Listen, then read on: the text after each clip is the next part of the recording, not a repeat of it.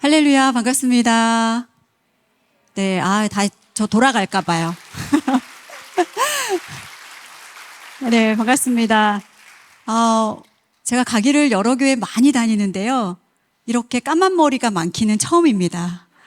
네, 요즘 코로나 시대라 제가 강의를 가면 어르신들은 교회에 나오시는데 젊은 분들과 어린 자녀들은 대부분 영상으로 강의를 듣더라고요. 그래서 현장에 나와서 강의를 들었으면 좋겠는데 하는 마음도 있었는데 하나님께서 저의 소원을 들으셨나 봐요. 이 자리에 차고 넘치는 까만 머리들을 보니 마음이 흥분되고 너무나 기쁜 것 같습니다. 네, 제가 PPT를 좀 먼저 띄워놓고 여러분과 이야기를 나눌게요. 저는 사남매 엄마입니다.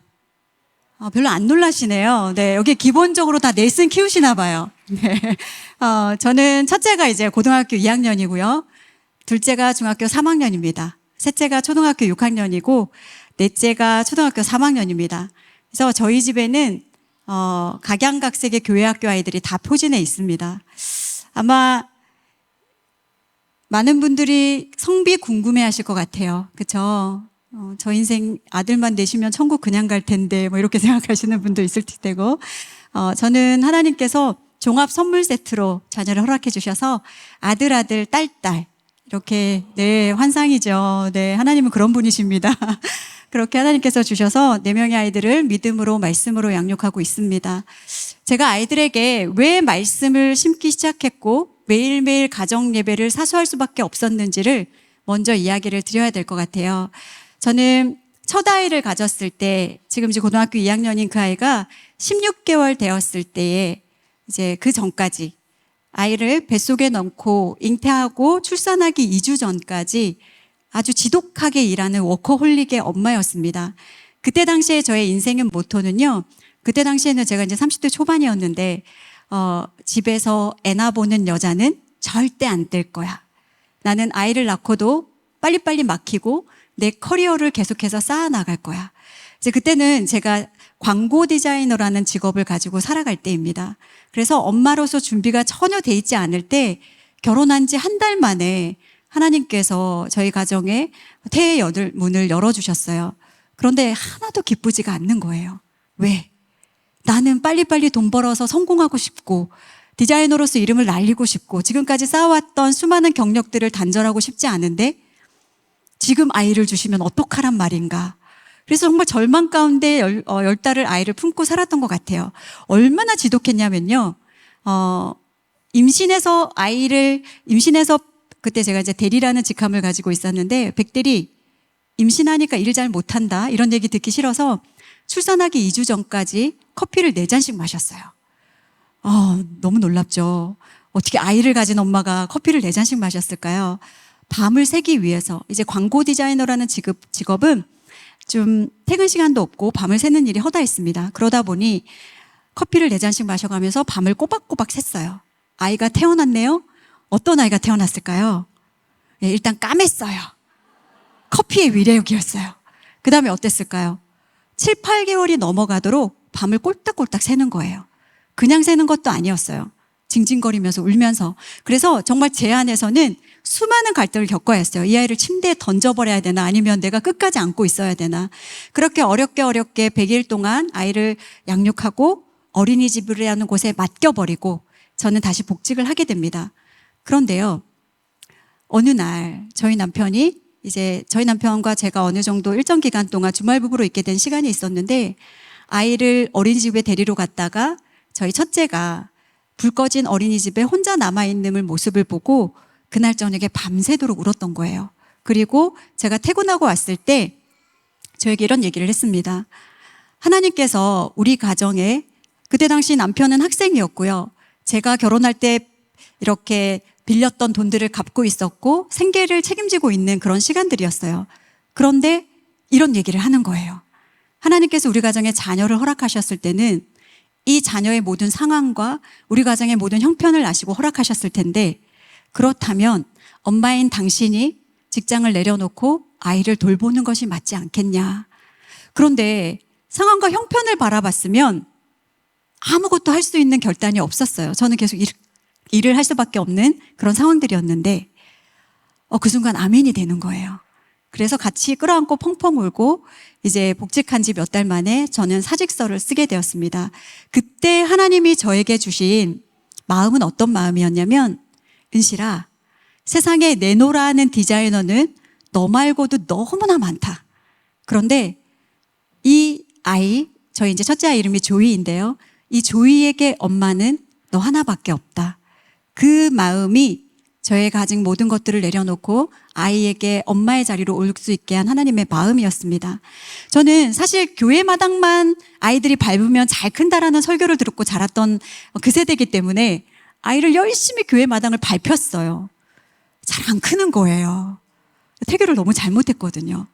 그래서 지금도 이 사춘기에 있는 이 아이가 가끔 이렇게 공격을 합니다. 뭔가 자기가 실수했을 때, 자기가 뭔가 잘못을 했을 때 어머니가 태교를 잘못하셔서 제가 이렇습니다. 제가 아무 말도 못하는 거예요. 미안하고 막. 그런데 이제 이 아이를 어떻게 키워야 될까 고민을 하던 그 찰나에 지금 제가 섬기고 있는 삼공산 비전 성경 암송학교라는 학교를 두드리게 되었습니다. 그 학교는 어떤 학교였냐면요. 저는 사실 제 아이를 암송시키기 위해서 그 학교를 찾아갔던 거였어요. 크리스찬이라는 일만의 양심으로. 그런데 문을 열고 들어갔을 때 그 학교에서는 아이들을 암송시켜주는 곳이 아니라 엄마들이 먼저 암송을 하고 그 말씀을 자녀들에게 가르치는 학교였어요. 그래서 이 303이라는 이 의미는 어떤 의미냐면요. 30년씩 3세대. 그러면 어떻게 되죠? 100년이 되는 거예요. 100년이 지나면 한 세대가 완전히 바뀌어버리는 거예요. 그래서 100년대기라는 말이 있죠. 그래서 말씀으로 다져진 아이들이 새로운 민족 개조를 꿈꾸고 이 세상을 바꿔가는 그 터를 만들어 보자라는 비전을 가지고 303 비전 성경암송학교라는 것이 생기게 되었습니다. 아마 지금은 천국에서 저를 보고 계실 텐데 저의 영적 아버지셨고 멘토셨던 여운학 장로님이라고 계세요. 장로님께서는 아마 한국교회 우리 어르신들은 다 아실 거예요. 이슬비 전도 편지. 그쵸. 우리가 편지를 써서 전도를 했던 그 시절에 그 이슬비 편지를 착안하셨던 분이셨고, 그 이어서 이슬비 암송학교를 만드셨고, 이제 그 이름이 바뀌어서 303 비전 성경 암송학교라는 학교가 세워지게 되었습니다. 처음에 제가 학교를 딱 들어갔는데 엄마들이 앉아서 암송을 하고 있는 거예요. 제가 어떻게 생각했을까요? 그때 막 16개월, 이제 걸음마를 막 뗀 아이를 데리고 학교 문을 딱 들어섰는데 암송을 하네요. 맨 뒤에 앉아서 그렇게 생각했어요. 와, 나 잘못 왔다. 빨리 도망가야지. 내가 원했던 풍경이 아니야. 왜 우리 암송에 대한 트라우마가 있잖아요. 우리 서산제일감리교회 우리 아이들은 제가 또 감동이 되었던 것은 이 쉐마 말씀을 딱 마음에 딱 새기고 머리에 얹고 암송을 하는 모습을 보면서 너무 감동이 되었는데요. 그때 당시에 저에게는 어떤 트라우마가 있었냐면 왜 우리 중고등학교 때 우리 권사님들은 다 아실 거예요. 중고등학교 때 교회 학교에서 수련회 때 암송을 안 하면 밥을 안 줬어요. 맛있는 밥도 아니었어요. 카레라이스. 근데 나만 못하면 괜찮은데 얘도 못하면 같이 안 주는 거예요. 그러니까 얼마나 속상한 암송의 트라우마가 있는데 7주 동안 100절을 암송하라는 거예요. 와, 이건 나랑은 먼 이야기다. 정말 그랬는데요.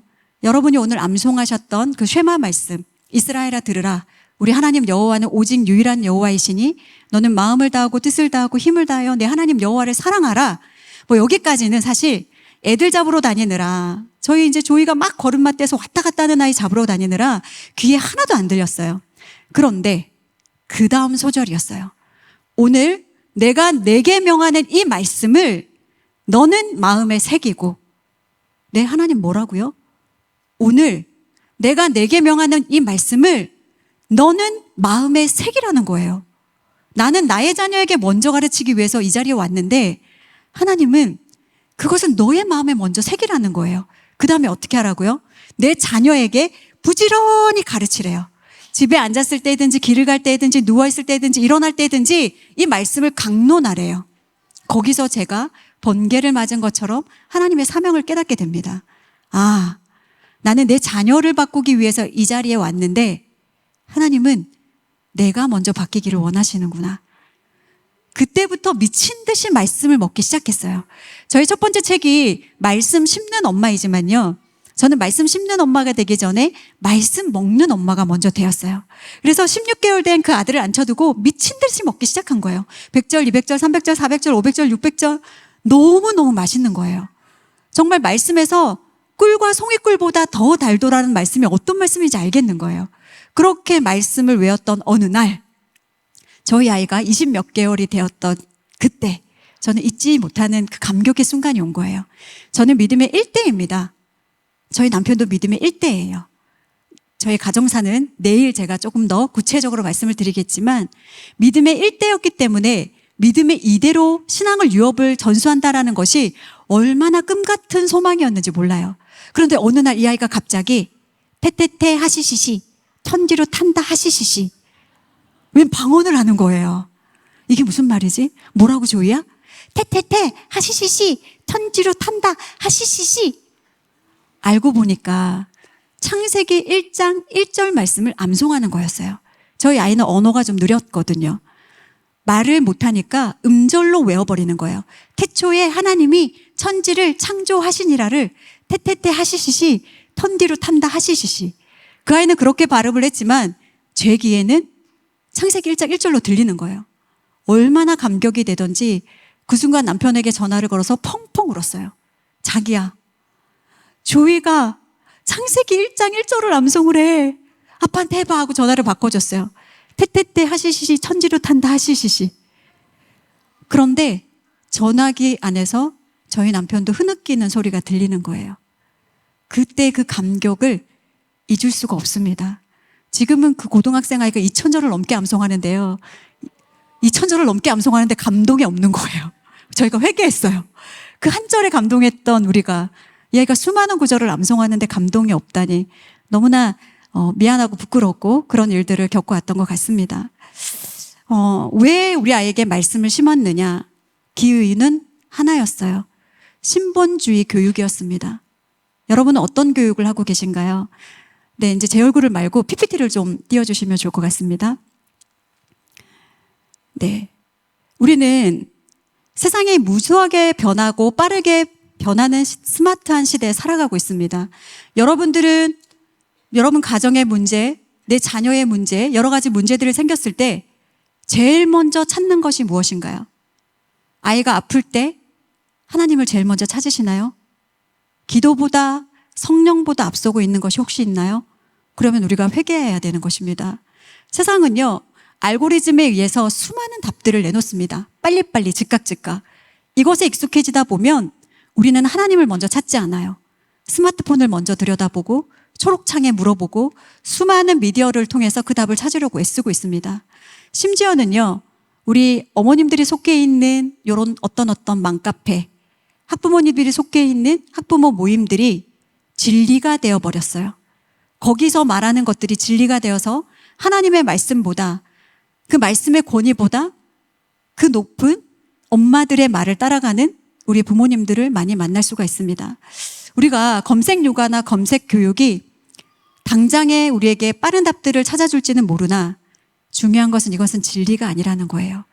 우리는 살아계신 하나님의 말씀, 그 말씀을 진리로 붙드는 것이 우리의 사명인 줄로 믿습니다. 168대 1 도대체 무엇일까요? 우리는 일주일 동안 168시간이라는 시간을 살아가고 있어요. 우리 부모님들께 질문 드리고 싶습니다. 나의 자녀를 위해서 우리 가정이 신앙을 위해서 투자하고 계신 시간은 얼마나 되시나요? 한번 우리가 일주일의 삶을 들여다볼게요. 내 아이의 영어 교육을 위해서는 얼마만큼의 시간을 투자하고 계신가요? 우리는 대학이라는 곳을 보내기 위해서요, 12년이라는 시간을 쏟아붓습니다. 몇 시간, 일주일에 168시간을 살아가지만 몇 시간을 우리가 쏟아부어야 그 시간들을 쏟아부어서 우리는 대학이라는 곳을 보내요. 그렇다면 영원한 나라, 하나님의 나라, 그곳을 들여보내기 위해서 우리 자녀들을 위해서 얼마만큼의 시간을 쓰고 계신가요? 저는 저희 남편과 하와이에 있는 열방대학이라는 대학에서 만났습니다. 제자훈련을 받다가 만났는데요. 그때 저희 남편과 제가 결혼하기 전이었음에도 했던 약속이 있었어요. 어떤 약속이었냐면 형제님, 자매님, 우리가 결혼을 하면은요, 다른 건 몰라도 신앙 과외는 꼭 시킵시다. 우리가 세상적인 과외는 차치하고 신앙 과외는 꼭 시킵시다. 거기서 전 세계의 믿음의 가정들을 보고 만났을 때 얼마나 그 믿음의 가치에 소망을 두고 가는 가정들을 보니까 소망이 생기는 거예요. 꿈이 꿔지는 거예요. 그랬는데 일상으로 돌아와 보니 우리가 그것을 잊고 살았어요. 그런데 하나님은 우리의 약속을 하시고 저의 남편을 그렇게 신앙교사로 세우시더라고요. 우리가 코로나 이전의 삶은 어땠냐면요, 우리 서산제일교회는 사실 오래전부터 이상교육에 수많은 시간과 물질과 모든 것들을 투자한 교회인 것을 알기 때문에 제가 이것을 강조하지 않겠습니다만, 여느 교회들은요, 맡기는 것에 익숙했었어요. 코로나 이전에는. 그러다 보니 아이들의 신앙교육조차도 일주일에 1시간, 168시간이라는 그 많은 시간을 살면서 일주일에 1시간 교회를 보내는 것으로 신앙교육을 다 했다라고 오해하며 살았다라는 거예요. 여러분 가정은 어떻습니까? 나는 어떤가요? 일주일에 교회에 한번 와서 나의 신앙을 모든 걸 다 했다. 그러면서 우리 기도는 또 어떤가요? 너무나 어마어마한 것들을 하나님께 요구해요. 나의 자녀를 달랑 일주일에 1시간 교회 보내놓고 하나님 세계 모든 민족 위에 뛰어난 자녀가 되게 해주세요. 어디서 들은 건 다 있는 거예요. 우리 하나님 보시면 얼마나 웃기실까요? 얘야, 너 세상 교육에는 이만큼의 시간을 쓰면서 우린 나의 나라에 들어오기 위한 투자는 없구나. 하나님이 아마 슬퍼하고 계시지 않을까 생각이 되어집니다. 여러분, 가치를 어디에 두고 있는지, 집에 앉았을 때든지 길을 갈 때든지 누워있을 때든지 일어날 때든지 우리의 자녀에게 하나님의 말씀과 믿음의 유업을 흘려보내시는 여러분 되시기를 축복합니다. 네, 이분 모르시는 분 없을 거예요. 그렇죠? 제가 저희 아이들 키웠을 때 이분이 계셨다면 조금 더 덜 실수하고 덜 힘들었을 것 같아요. 근데 정말 그때는 맨 땅에 헤딩하듯 하나하나 배워가는 시기였는데, 우리 온영 박사님께서 정말 인간이 살아가는 데 필요한 규범과 규칙에 대해서 너무나 좋은 프로그램을 통해서 잘 가르쳐주고 계세요. 그런데요, 저는 여러분들이 한 단계 뛰어넘는 여러분들에게를 소망합니다. 그 이유는 우리는 인간이 살아가는 데 필요한 규범과 규칙을 넘어서 하나님의 자녀로 살아가는 해답을 찾아야 되는 것입니다. 이것은 정말 수준 높은 교육인 거예요. 저는 처음부터 사모가 아니었습니다. 제가 이제 신앙교육을 열심히 시키고 있고 매일 아이들에게 암송교육을 시키고 있고 예배를 드립니다라고 얘기하면 에이, 사모님이시니까 뭐 믿음의 유업의 교육들을 3, 4대 걸쳐서 잘 받으셨겠죠. 그런 얘기들을 하세요. 그런 오해를 다 깨어드리고 싶어요. 저는 말씀드렸던 것처럼 믿음의 1대였고 저희 남편은 신학을 늦게 했습니다. 그러다 보니 제가 집사로 살았던 시절과 사모로 살았던 시절이 비슷합니다. 그래서 말씀 심는 엄마라는 책이 나왔을 때도요, 사모로 쓴 것이 아니라 집사의 직분으로 썼던 책이었어요.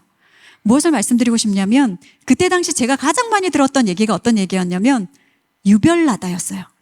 뭐 저렇게 유별나게 하냐, 뭐 애들을 예배 훈련을 시킨답시고 예배 시간에 저렇게 하냐, 뭐 암송을 어릴 때부터 저렇게 시키냐, 진짜 유별나다.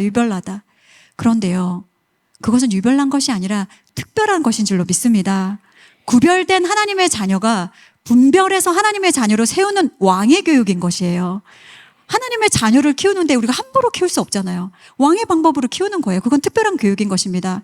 그렇다면 우리가 유한한 인간의 모습으로 살아가는 규범과 규칙을 넘어서 하나님의 자녀로 키우는 방법이 어디에 있나요? 말씀에 있는 거예요. 말씀은 모든 것을 진리가 아니면 거절할 수 있는 능력, 그것이 무엇이다? 그게 분별력이거든요. 좋은 것을 범사에 아래서 좋은 것을 판별하게 합니다. 영적인 세계관과 모든 것들을 말씀 안에서 찾아낼 수 있는 진리가 생기는 거예요.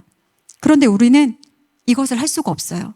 오늘 이렇게 이제 운전을 하면서 오면서 내비게이션이 없는 시대에는 여기를 어떻게 찾아왔을까 이런 생각을 했어요. 그러면서 저희 남편과 어떤 얘기를 했냐면 우리의 인생의 내비게이션인 말씀이 없었다면 우리의 인생은 어떻게 됐었을까? 말씀이 우리 가운데 내비게이션이 되어주시고 나침판이 되어주시고 나아갈 방향을 보여주시고 여기 적혀있는 것처럼 내 발의 등이 길에 빛이 되어주셨기 때문에 우리가 올 수 있는 것이라면 이것이 얼마나 큰 은혜인지, 우리가 무감각하게 그것을 외면하고 버리는 것이 아니라 깨어서 흡수하면서 나아갔을 때 우리의 자녀가 말씀이 육신이 되어 우리 가운데 거하심에 우리가 하나님의 영광을 보며 은혜와 진리가 충만하게 되어진다라는 약속의 말씀을 붙들기를 축복합니다. 제가 재작년 봄쯤에요. 새롭게 하소서라는 간증 프로그램에 출연한 적이 있습니다. 아마 제 강사 소개를 하면서 그것도 링크를 해주셨던 것 같아요.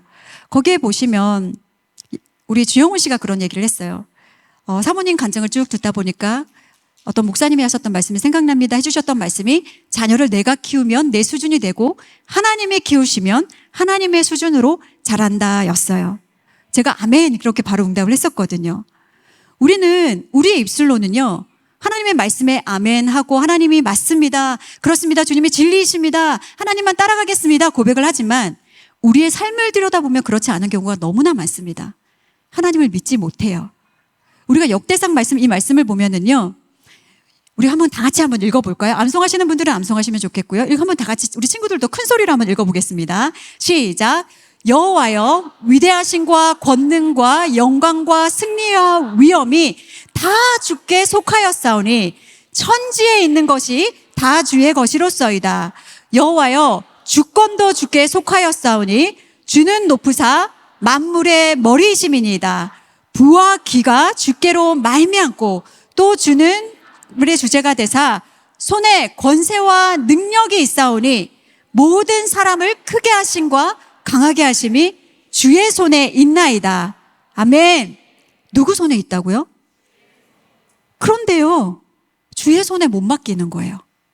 부모님들을 보면은요, 세상 교육에는 마음 놓고 맡겨요. 학원에 맡기고요, 학교에 맡기고요, 편하게 맡기는데 권능과 능력과 영경과 존귀와 부와 기와 모든 사람을 크게 하신과 강하게 하신다는 그 하나님 손에는 못 맡겨요. 불안해해요. 왜? 당장 눈앞에 보여지는 게 없어서, 당장 손에 잡히는 것이 없어서. 그러나 믿음이 없이는 하나님을 기쁘시게 할 수 없다라고 말씀하고 계십니다. 하나님은 볼 수 있는 믿음을 소유하시기를 축복합니다. 유한한 우리가 얼마나 비집고 만들어야 이 아이가 태어나면 강남에는 여러분, 서울 강남에는요 특목고를 위한 유치원이 있어요. 믿어지시나요? 유치원을 거기서부터 보내야 특목고를 갈 수 있어요. 그리고 좋은 인류대학을 보내는 시스템이에요. 우리 서산제일감리교회는 CBA라는 너무나 훌륭한 학교가 있더라고요. 말씀으로 양육하는 너무나 귀한 학교. 정말 귀한 교회에서 섬기는 줄로 믿습니다. 너무나 놀랐어요. 그런데요, 믿지 못해요. 불안해해요. 왜? 말씀이 눈앞에 당장 손에 잡히지 않거든요. 근데 신명기 말씀을 쭉 우리가 묵상해 보면요, 여기는 토라를 가지고 또 말씀을 암송하시고 묵상하시잖아요. 하나님은요 앞서 행하시는 분이세요. 뒤에 서서 우리를 끌어밀어내시는 분이 아니시라는 겁니다. 저만큼 앞서 가셔서 우리는 그냥 따라 붙고 따라가기만 하면 되는데 이걸 못 믿어서 하나님께 못 맡기는 거예요. 요게벳이라는 찬양의 그 찬양을 가사를 보면요, 우리 어머님들 많이 우세요. 찬양 부르시면서. 왜 우세요? 나일강에 정처 없이 떠나가는 내 아이가 불쌍해서 우시나요? 포인트는 그게 아닌 거예요. 나의 참부모이신 하나님께 너를 맡기는 거예요. 다시요. 나의 참부모이신, 우리의 자녀의 참부모이신 하나님께 우리의 자녀를 맡기는 것, 이거부터가 시작입니다. 그래서 유한한 우리의 손에 우리 아이를 올려놓고 내가 원하는 방향대로 주무르는 것. 저희 남편이 가끔 그래요. 치과를 다녀오면 4명을 부릅니다.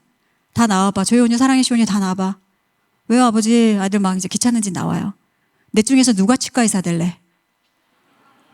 그러면 막 왜 노년에 이제 아버지가 이렇게 돈도 좀 안 들이면서 치과 치료를 받고 싶은 거예요. 그런데 저희 아이들이 그렇게 얘기합니다. 와, 아버지, 목사님이 되셔서 진짜 믿음이 없으시네요. 아버지의 치아는 하나님이 책임지실 겁니다. 우리는 인간된 욕심으로 내 아이가 어떤 사람이 되었으면 좋겠다라는 그런 소망들 가지잖아요, 사실. 저희 남편은 우스갯소리로 그렇게 얘기한 거였지만 중요한 것은 우리가 하나님의 능력을 우리의 관념과 우리의 경험과 우리의 계획으로 한정 짓지 마시기를 축복합니다. 무한하신, 모든 수가 많으신 그 하나님께 우리의 자녀를 맡겨드릴 수 있는, 믿음이 없이는 하나님을 기쁘시게 할 수 없는 그 믿음을 소유하는 저와 여러분 되시기를 축복합니다. 그러면 그 믿음을 소유하기 위해서는 말씀이 답이라는 것을 우리가 알아야 되는데요. 여러분이 많이 들었던 말씀이에요. 아마 암송하는 말씀이시기도 할 겁니다. 그런데 왜 이게 중요할까요? 우리가 성공했다라고, 세상에서 우리가 성공했다라고 말하는 자녀들은 어떤 자녀인가요? 소위 인류대학을 가고 잘 먹고 잘 살고 뭔가 그럴듯한 기업에 사는 그런 자녀들 우리는 성공한 자녀라고 얘기를 합니다. 그러면 우리 믿음의 안에서의, 우리 교회 안에서 성공한 자녀는 어떤 자녀일까요? 똑같은 잣대로 바라보시나요? 똑같이 좋은 대학을 가고, 제가 너무나 안타까운 것은 권사님들 중에 자녀가 대학을 떨어졌을 때 교회에서 고개를 못 들고 다니시는 분이 있는 거예요. 이거는 너무 말이 안 되는 거잖아요. 그러면 교회 안에서 성공한 자녀는 어떤 자녀일까요? 예수님을 구주로 믿는 자녀가 성공한 자녀인 줄로 믿습니다. 복음을 놓지 않고 하나님을 주되심으로 고백하는 자녀는 성공한 자녀인 줄로 믿습니다. 그 믿음을 가지고 우리가 나아가야 되는데, 말씀이 답입니다라고 하지만 세상의 교육은 지금 어떻게 변해가고 있냐면요, 우리가 세상 밖의 교육에 관심을 가져야 돼요. 저희 아이들과도 자주 영화를 봅니다. 그런데요, 그 안에서 분별해내지 못하면요, 우리의 자녀들은 우는 사자같이 삼킴을 당하게 되어 있어요. 디즈니라는 회사에서 디즈니 드라마를 만들어서 배포하는 그 네트워크를 구성하면서 그들이 내보낸 뉴스 중에 어떤 것이 있었냐면요, 우리는 모든 드라마와 영화에 동성애를 담아내겠습니다라는 것이었어요. 왜? 어린 자녀들에게 자연스럽게 흡수시키기 위해서, 그것을 이질감 느끼지 않고 당연한 것으로 받아들이기 위해서. 여러분이 네이버에서 뉴스를 한번 찾아보세요. 많은 뉴스가 뜰 거예요. 그런데요, 아무런 생각 없이, 말씀의 기준 없이 그냥 우리의 자녀를 노출시키면요, 어느 포인트에서 어떻게 흡수되었는지 몰라요. 저희 집 아이들은 다 찾아냅니다. 엄마, 그 상황에서 꼭 저렇게 했었어야 될까요? 그 장면 보셨죠? 비성경적인 것.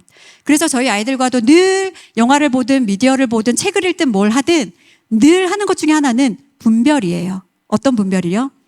로마서 12장 2절의 말씀처럼 하나님이 기뻐하시고 온전한 뜻이 무엇인지 분별하는 능력. 그래서 우리의 자녀들과 그냥 대화가 없다 이런 얘기를 하시는 것이 아니라 그 자리에서 우리가 하나님을 어떻게 알아가고 어떻게 배울 것인가. 그렇다면 말씀이 답이다라며 얘기를 한다면 우리가 이제는 정말 성경 안에서 모든 것이 있다고 하나님이 이미 답을 주셨는데 하나님의 사람으로 구원을 이루는 지혜가 있대요. 이거면 끝난 거예요. 그뿐만 아니라 하나님의 사람으로 온전하게 된대요. 이거면 되는 거 아닌가요, 여러분? 모든 선을 행할 능력을 갖추게 한대요. 구원과 사랑과 이웃사랑과 복음 전도면 끝나는 거예요. 그것이 우리가 나아갈 방향의 인생의 목적인데, 우리는 계속해서 이 아이가 어떤 사람으로 살아갈 것인가의 목적이 있는 것이 아니라 무엇을 하는 사람으로의 목적에 가까이 있다 보니까 의사를 만드는 일, 선생님을 만드는 일, 뭔가 직업적인 것들로 포커스를 맞춰서 그 아이들을 내몬단 말이에요. 그런데요, 하나님의 자녀는요, 어떤 직업을 갖는 것이 중요한 것이 아니라 어떤 사람으로 그 자리에서 하나님의 영광을 드러내는 자녀가 될 것인가가 중요한 것인 줄로 믿습니다. 그러면 우리 부모님들께 먼저 말씀 맡은 자의 사명을 얘기하고 싶습니다. 여러분은 사명자세요. 다시요, 여러분은 사명자이십니다. 사명자하면 왠지 부담스러워서 아멘 안 하시는 거 알아요.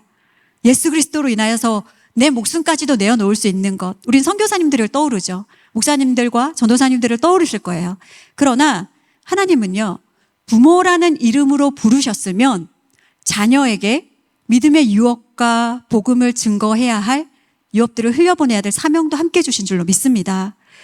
지금 우리 서산제일교회는 교회학교 아이들이 이렇게 차고 넘치지만요, 여러분 믿으실지 모르겠지만 한국교회에 교회학교가 없는 교회들이 많습니다.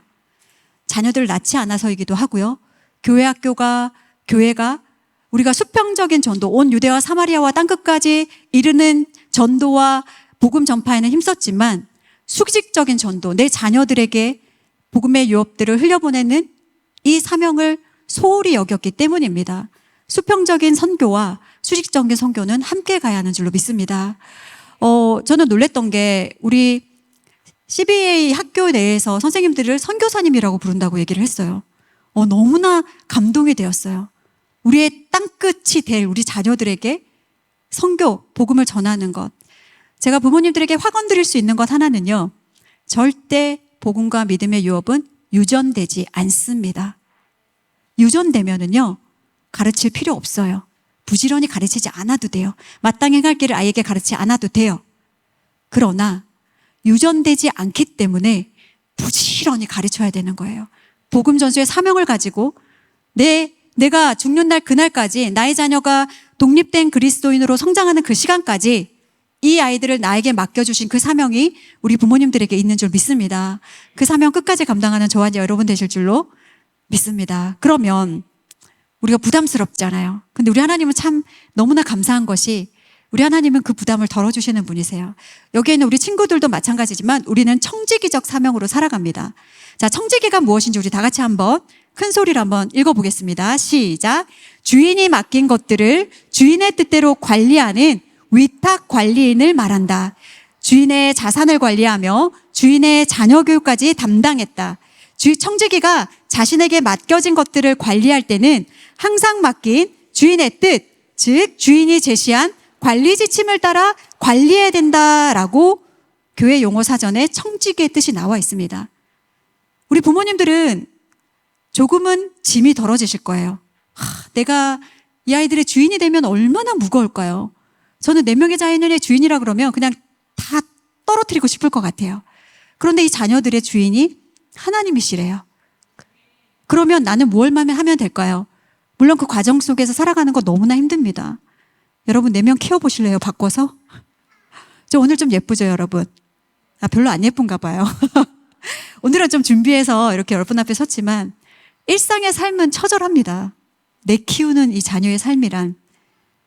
그럼에도 불구하고 제가 힘을 낼 수 있고 이 자녀들에게 계속해서 말씀과 믿음의 유업들을 흘려보낼 수 있는 이유는 그분이 제시한 관리 지침을 따라 관리하고 있기 때문이에요. 그것은 다름 아닌 하나님의 말씀인 줄로 믿습니다. 내가 키우려고 하면요, 내 수준밖에 안 되는 거예요. 그러나 하나님께서는 말씀을 통해서 우리에게 가라라고 말씀하시고 서라고 말씀하시고 우리가 왜 성경 안으로 계속 들어가서 말씀의 기준이 되어야 할까요? 그것은 이것이 진리이기 때문이에요. 여러분의 삶의 모든 전반적인 것에서 무엇을 따라서 우리의 자녀라, 우리의 가정이 따라가고 있나요? 세실데밀이라는 사람이 이런 말을 했습니다. 우리가 법칙을 파괴한다는 것은 불가능한 일이다. 우리는 단지 법칙을 어김으로써 자신을 파괴할 뿐이다. 여러분 어떤 원칙을 따라서 부부의 문제, 자녀의 문제, 교육의 문제, 모든 문제들을 해결하고 계신가요? 그러면 우리에게 말씀이라는 것을 주셨는데요. 말씀이 있는 사람들은 말씀의 원칙을 따라가야 되는 거예요. 말씀과 얼마만큼의 조화를 이루고 있는가? 말씀을 적용하고 있는가? 내 자녀의 문제, 내 가정의 문제, 내 삶의 문제, 나의 모든 것들이 예수만이 나의 길입니다라고 고백하며 나아갈 수 있는가? 이것을 우리의 자녀들에게 전수하는 사명이, 그리고 이것을 누가 주신다고요? 내가 만들어서 창조하는 것이 아니라 그분이, 예수님이 나와 동역하기 위해서. 그래서 예수님은요, 지혜가 부족한 자에게 꾸짖지 않으세요. 그냥 후이 넘치도록 알려주시는 거예요. 끊임없이 물으셔야 돼요. 사춘기 자녀들 이 괴물들과 하느라고 힘드신가요? 물으셔야 돼요. 하나님 이때는 어떻게 해야 되나요? 하나님 이 자녀에게 어떤 언어를 사용해야 되나요? 이 자녀에게 무슨 하나님 말씀들을 들려줘야 될까요? 그렇게 했을 때 우리 하나님은 세밀하게 음성을 들려주시고 우리 가운데 역사해 주시는 줄로 믿습니다. 세 번째는요, 동역자예요. 하나님은 가정의 질서를 허락하셨어요. 그래서 우리 자녀들의 머리 위에 어머니가 있죠. 어머니 머리 위에 아내의 머리 대신은 남편이 있어요. 아버지가 있어요. 아버지의 머리 위에는 교회의 머리 대신은 예수 그리스도가 있어요.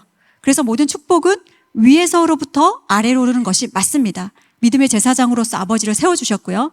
그런데 중요한 것은 무엇이냐? 죄인과 죄인의 만남이에요. 우리 자녀들은요, 작은 죄인, 우리 부모님들은 큰 죄인이에요. 가정 안에서의 권위는 반드시 필요합니다. 권위 주의는 정말 나쁜 것이지만 하나님 세우신 권위는 중요해요. 그러나 우리의 자녀들에게 무엇을 가르쳐 주셔야 되냐면 자녀의 연약함도 우리가 죄인으로 봐야 되는 것이고요. 부모의 연약함도 자녀들이 죄인으로 볼 수 있어야 돼요.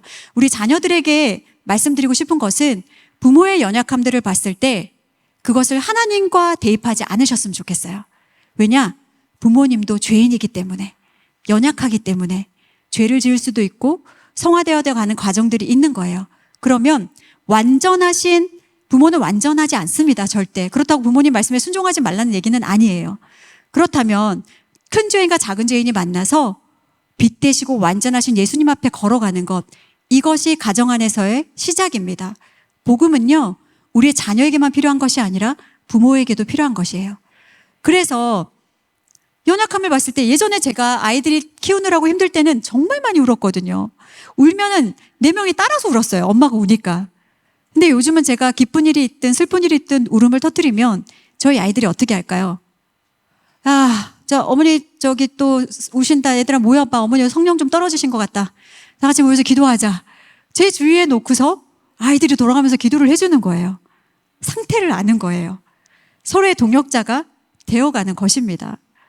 얼마 전에 저희 둘째가 책을 너무나 좋아하는 아이인데 저희가 이사를 간 지 얼마 안 됐는데 이제 중고 서점을 찾으러 자전거를 타고 한 6km 가까이 그 거리를 간 거예요. 근데 비가 막 쏟아져서 이제 그 아이를 데리러 자전거를 타고 어디야? 그래서 이제 데리러 갔더니 헬멧도 안 쓰고 그 먼 거리를 중고 서점을 찾아 떠났더라고요. 그래서 이제 차를 태워갖고 오면서 제가 그 얘기를 했어요. 온유야, 너 정말 위험해. 헬멧 안 쓰고 가다 혹시라도 넘어지거나 사고 나면 너 정말 큰일 난다. 다음부터는 꼭 헬멧 쓰고 다녀. 그랬더니 이 아이가 뭐라고 얘기하냐면요. 어머니, 믿음이 정말 약해지셨군요. 하나님은 저를 지켜주세요. 그리고 하나님이 제 헬멧입니다. 이런 말도 안 되는 소리를 해드리더라고요. 그런데 혼낼 수가 없었어요. 저보다 믿음이 좋은 거예요. 저희가 그때 한참 아이들과 암송했던 말씀이 뭐였냐면 시편 121편이었어요. 내가 산을 향하여 눈을 들리라. 나의 도움이 어디서 올까? 나의 도움이 천지를 지으신 여호와에게서로다. 여호와께서 출입을 영혼까지 지켜주시리로다. 아멘. 그 아이가 저보고 그러더라고요. 그날 밤에 가정예배 드리는데 기도 제목을 내놓더라고요. 우리 사모님이신 어머님이 믿음이 많이 약해지신 것 같습니다. 우리 어머님 믿음이 자라도록 기도합시다. 동역자는요, 서로의 연약함과 부족함을 보고 기도할 수 있는 자녀와 부모의 관계가 될 수 있습니다. 그러나 우리 부모님들은요, 우리가 관과하지 말아야 될 것은 우리의 자녀들에게 보여지는 성경이 될 수 있어요. 왜냐? 자녀들이 처음 만나는 선생님이거든요. 가정에서 눈을 들어서 언어를 배우고 시선을 배우고 가정의 문화를 배우고 모든 것들을 배우는 그 첫 선생님이 교회 학교 선생님이 아니라는 거예요. 가정의 부모님이 첫 선생님이 되어주십니다. 그런데 우리가 역대기 말씀을 보면은요, 그가 아버지의 길로 행하고 어머니의 길로 행하여서 바알을 섬기고 우상을 섬기고 하나님을 버린 이야기들이 반복해서 나옵니다. 무엇을 의미하는 거냐면요, 우리가 앉아있는 자리에 우리의 자녀들도 앉게 될 것이고요, 우리가 바라보는 것을 우리의 자녀들도 바라보게 될 것이고요, 우리의 손에 들려진 것들이 우리의 자녀들의 손에도 들려지게 된다면 우리는 어떤 선택을 해야 될까요? 우리는 우리의 자녀들에게 무엇을 보여줘야 될까요? 제가 안타까운 것은 부모 교육을 가보면은요, 특히 어린 자녀를 두신 우리 부모님들께서 무분별한 막장 드라마나 무분별한 TV 프로그램 앞에 우리의 자녀들을 노출시키는 경우입니다. 아무렇지 않게 즐겁고 행복하게. 그런데 불륜이 난무하고요, 이혼한 가정들이 아무렇지도 않게 등장하고요, 그런 걸 보면서 분별해 주시면 또 괜찮아요. 그런데 그 드라마에 빠져서 우리의 자녀들은 노출이 되고 그것이 아무렇지도 않은 것처럼 아이들이 그렇게 세상 속에서 녹여들고 있다는 거예요. 그 전에 무엇으로 채워져 아이들이 분별할 수 있을까요? 말씀으로. 우리가 우리 자녀가 자로나 우로나 치우치지 않는 자녀가 되게 해주십시오라고 기도하지만 기준! 여러분 혹시 제 나이 또래 계신 우리 50대에 계신 우리 부모님들께서는 아실 거예요. 기준 하면 쫙 흩어졌다가 쫙 모였다가 기준이 있는 거거든요. 우리 자녀가 분별할 수 있는 기준이 어디에 있어야 되냐? 말씀에 있는 줄로 믿습니다. 그래서 정말 중요한 가치. 지금 이제 요즘 세대는요, 아이들을 많이 안 낳는 핵가족 시대예요. 금요일까지 일하다 일도 안 하기 때문에 토요일 주일 되면 어디 가죠? 맛집 찾아다니고 좋은 곳 여행 다니고 그런 가치의 가치를 실현해 나가는 가정들이 너무나 많습니다. 심지어 크리스찬 가정 쪽에서도 주일날까지. 저희가 얼마 전에 아이들이랑 워터파크를 갔다 왔는데요, 너무나 기함을 금치 못하는 플랜카드가 적혀 있었어요. 주일에도 주일날 미사와 예배가 있으니 편하게 놀러 오세요. 이게 무엇을 의미할까요? 주일날도 와서 즐기라는 거예요. 1시간 예배 드리고 그냥 거기 와서 예배 드리고. 너무나 무분별한 가치를 자녀들이 배울 수 있는 상황 가운데 있다면 우리는 어떤 가치를 갖춰야 될까요? 예배의 가치, 기도의 가치, 말씀의 가치, 주님과 우리와 항상 함께 하시는 그 가치의 가치를 실현하는 여러분 되시기를 축복합니다. 그래서 신앙은요, 절대 교육으로 이루어질 수 없습니다.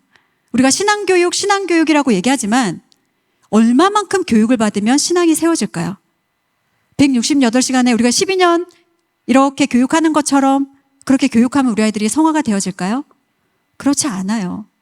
매일의 삶 속에서 우리가 삶으로 살아내는 것, 함께 일생을 드리기 전에 일상을 드리는 것, 그것이 신앙인 줄로 믿습니다. 6일과 일주일에 하루만 하나님께 드리는 그런 단절되고 이분법적인 신앙이 아니라 매일의 삶 속에서 실제적인 만남에서, 제가 오늘 이렇게 서산으로 오면서요, 하늘이 너무 예쁜 거예요. 제가 계속 찍었거든요, 막. 얘들아, 봐봐. 저희 이제 어린 두 자녀를 데리고 왔습니다. 그런데 하늘만 봐도 하나님 살아계신 것을 어떻게 증명 안 할 수가 있어요? 하늘만 봐도. 그때 우리가 같이 선포했던 말씀이 시편 8편이었습니다. 여호와 우리 주여, 주의 이름이 온 땅 위에 어찌 그리 아름다운지요. 주의 영광이 하늘을 덮었나입니다. 우리가 세상을 바라보는 눈이든 무엇을 보는 눈이든 만난 것을 먹든 좋은 곳에 여행을 가든 그 속에서 하나님을 발견하고 가치의 가치를 실현해 나가시는 여러분 되시기를 축복합니다. 자, 그러면 가정에서의 신앙교육을 얘기하기 전에 짧게 이정표에 대해서 얘기를 하겠습니다. 제가 첫 아이를 데리고 이제 저희 첫 아이가 유아 세례를 받으러 갈 때였어요. 그때는 저희가 집사였거든요. 그런데 유아 세례를 받으러 딱 갔는데 세례 문답을 막 열심히 외우고, 저희가 섬겼던 교회가 대형 교회이기 때문에 한 10분의 목사님이 앉아 계셨어요. 제가 마음에 드는 목사님한테 가면 되는 거였어요. 저희 남편과 입구에 딱 서 있다가 빨리 끝내줄 것 같고 제일 유순해 보이는 목사님을 찾아갔어요. 딱 가서 앉았는데 이제 문답하실 거를 외웠기 때문에 빨리 물어봐 주시지 이런 마음으로 딱 앉았는데 첫 질문이 이거였어요. 이제 세례 문답을 받으면 아이를 위해서 부모님이 신앙을 키우겠습니다라는 대신해서 교육에 대답을 할 텐데 아이를 어떻게 키울지 믿음의 청사진을 얘기해 보세요. 우리는 아무 생각 없이 갔었거든요. 네? 처음에 막 화가 나는 거예요. 아니, 문답 외워왔는데요. 이제 이렇게 얘기를 했어요. 그랬더니 이렇게 혼을 내시더라고요. 아니, 아이가 유아 세례를 받으러 오는데 아이를 믿음에서 어떻게 키울지 생각도 안 해보고 왔냐고. 돌아가라고. 돌아가서 다시 오라고. 근데 그 순간에는 저희 남편과 제가 너무 화가 나가지고, 아니, 뭐 저런 목사님이 다 있어? 막 이러면서 저쪽으로 나가서 반대쪽 목사님한테 갈까? 막 이러면서 이런 생각까지 했어요. 그런데 그 순간 하나님이 저희 부부에게 어떤 걸 생각하게 하셨냐면, 제가 처음에 말씀드렸던 것. 은실아, 형동아, 너희가 결혼하기 전에 했던 약속을 까먹었니? 너희가 자녀를 신앙과외 하기로 했잖아. 근데 그날 저녁에 저희가 와서 얼마나 회개를 했는지 모르겠어요. 그리고 다시 돌아와서 이틀간 세례문답이 이어졌는데 다시 그 목사님께 다시 갔어요. 그리고 목사님에게 저희는 이렇게 자녀를 키우겠습니다라고 말씀을 드렸더니 흐뭇해하시고 문답은 물어보시지도 않고 돌려보내셨어요. 제가 무엇을 말씀드리고 싶냐면요, 우리는 뭐 유아 세례를 받은 가정도 있을 거고 그렇지 않은 가정들도 있을 것입니다. 그런데 유아기 때는요, 부모가 신앙의 교육에 신앙교사로서 헌신하는 단계예요. 우리 헌화식이라는 말도 쓰잖아요. 하나님, 내가 나의 자녀를 하나님의 자녀로 키우기 위해 드리겠습니다거든요. 그런 고백이 여기까지는 잘 이루어지는데 그 다음부터 우리 부모님들이 사명을 감당하지 않으시더라고요. 우리 아동정기, 초등학교, 저학년, 고학년 이때는요, 실제적으로 우리의 자녀들 삶 속에서 가르치는 시기예요. 신앙도 가르치고요, 예배도 가르치고요, 복음이 무엇인지, 구원과 회개가 무엇인지 그 하나님을 가르치고 함께 살아나는 시기예요. 그냥 아이들을 교회로 내몰려서 아이들을 알아서 키우는 것이 아니라 부모가 연합해서 교회와 함께 공동체를 이루고 언약의 공동체가 되어가는 시기가 이 시기라는 겁니다. 그러면 청소년 시기에는 무엇을 해야 되느냐?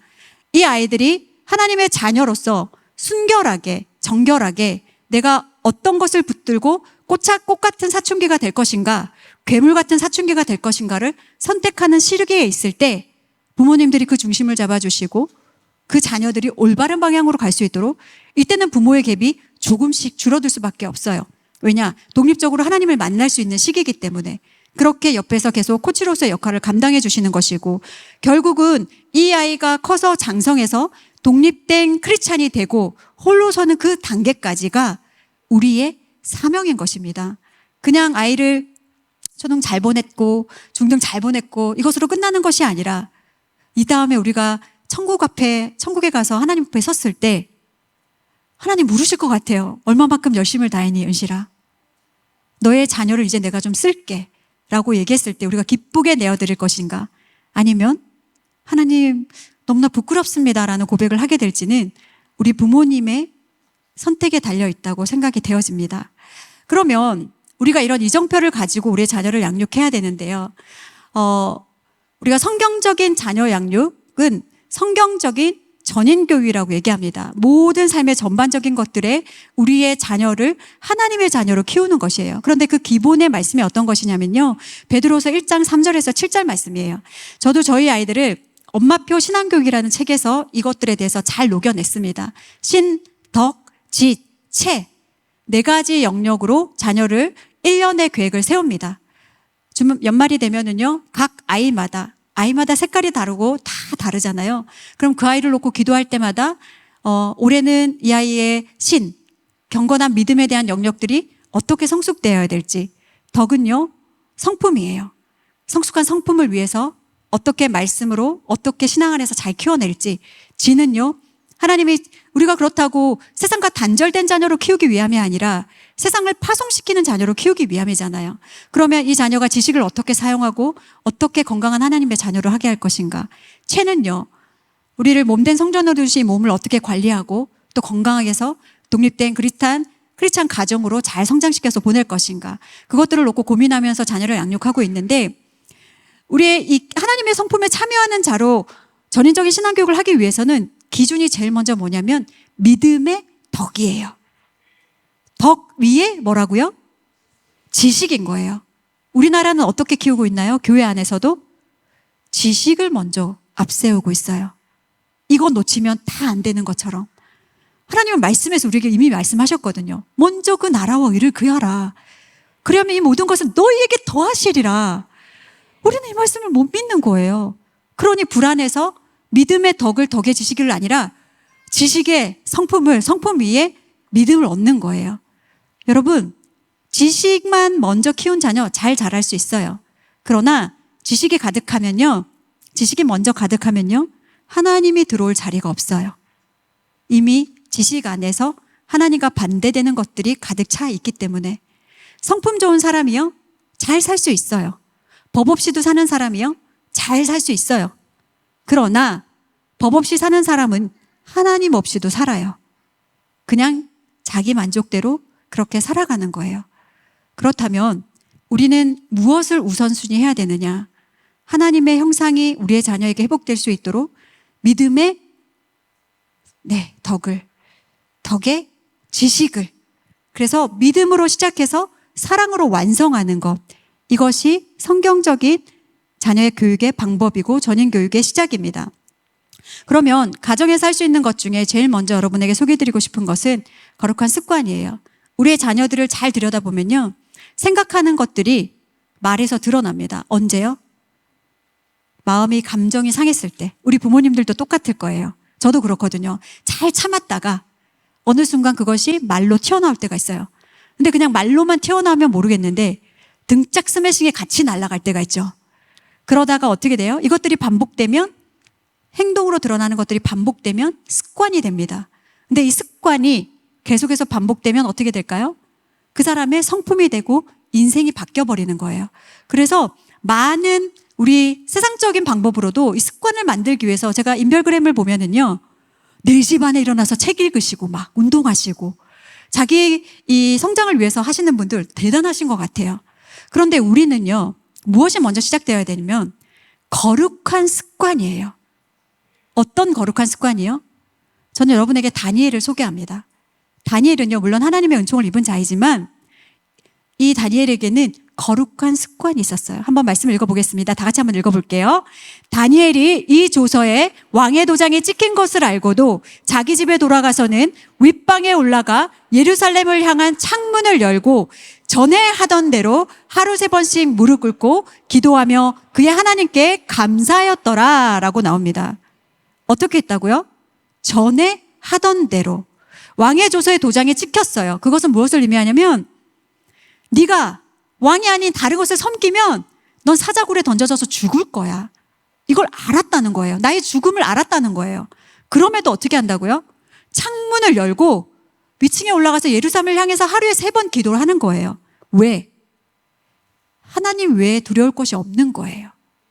전에 하던 대로의 신앙은요, 코로나가 와도 그 자리에서 기도하고요, 코로나가 와도 그 자리에서 예배하고요, 그 어떠한 것들이 오더라도 전에 하던 대로, 예수님도 우리의 롤 모델이시잖아요. 늘 하시던 대로 습관을 따라 기도하시고 그렇게 회당에 들어가서 성경을 읽으셨던 그 거룩한 습관이 우리 자녀들에게 어릴 때부터 성장하기를 소망합니다.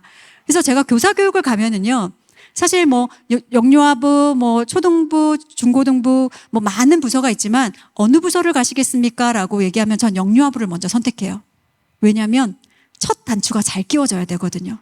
첫 시작부터 정말 거룩한 습관을 쫓아가면은요, 그것을 당연하게 여기는 거예요.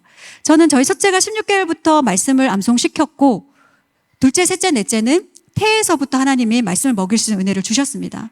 그래서 배에서부터 먹이고, 또 젖 먹일 때 말씀을 들려주고, 이유식 먹일 때 들려주고, 이 얘기를 들으시는 우리 혹여라도 권사님이나 우리 연세가 있으신 성도님들께서 아이고야, 나는 다 키웠는데 어떡하나. 절대 고민하지 않으셔도 됩니다. 왜냐? 로이스 같은 할머니가 되시면 되세요. 윤희계의 시간을 놓치셨다면 이제는 로이스 같은 할머니가 되셔서 다음 세대에게 우리 디모데가 거짓이 없는 믿음을 소유할 수 있었던 것은요, 윤희계 같은 엄마와 로이스 같은 할머니가 있었기 때문이었어요. 그러면 우리가 어떻게 거룩한 습관들을 우리 자녀에게 물려줘서 그것이 당연한 것으로 여길까? 저희 아이들이 그렇거든요. 가정예배가 그냥 삶인 거예요. 말씀 암송이 그냥 우리 가정의 문화와 가치인 거예요. 이것을 분리해서는 생각할 수 없는 가정이 돼버린 거예요. 그래서 이제 저희 아이들이 어릴 때, 저희 아이들은 지금 엄마 아빠라는 호칭도 쓰지만 어릴 때 어머니 아버지라는 호칭을 사용하게 했어요.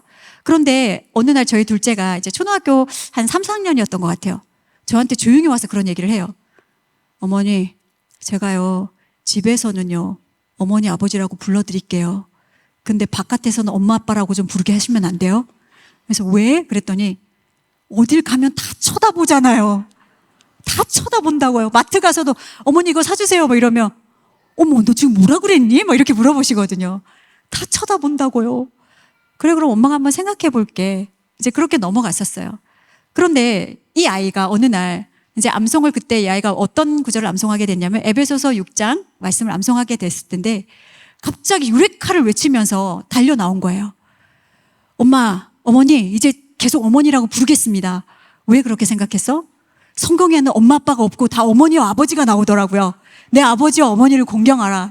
출애굽기에서도 내 아버지와 어머니를 공경하라.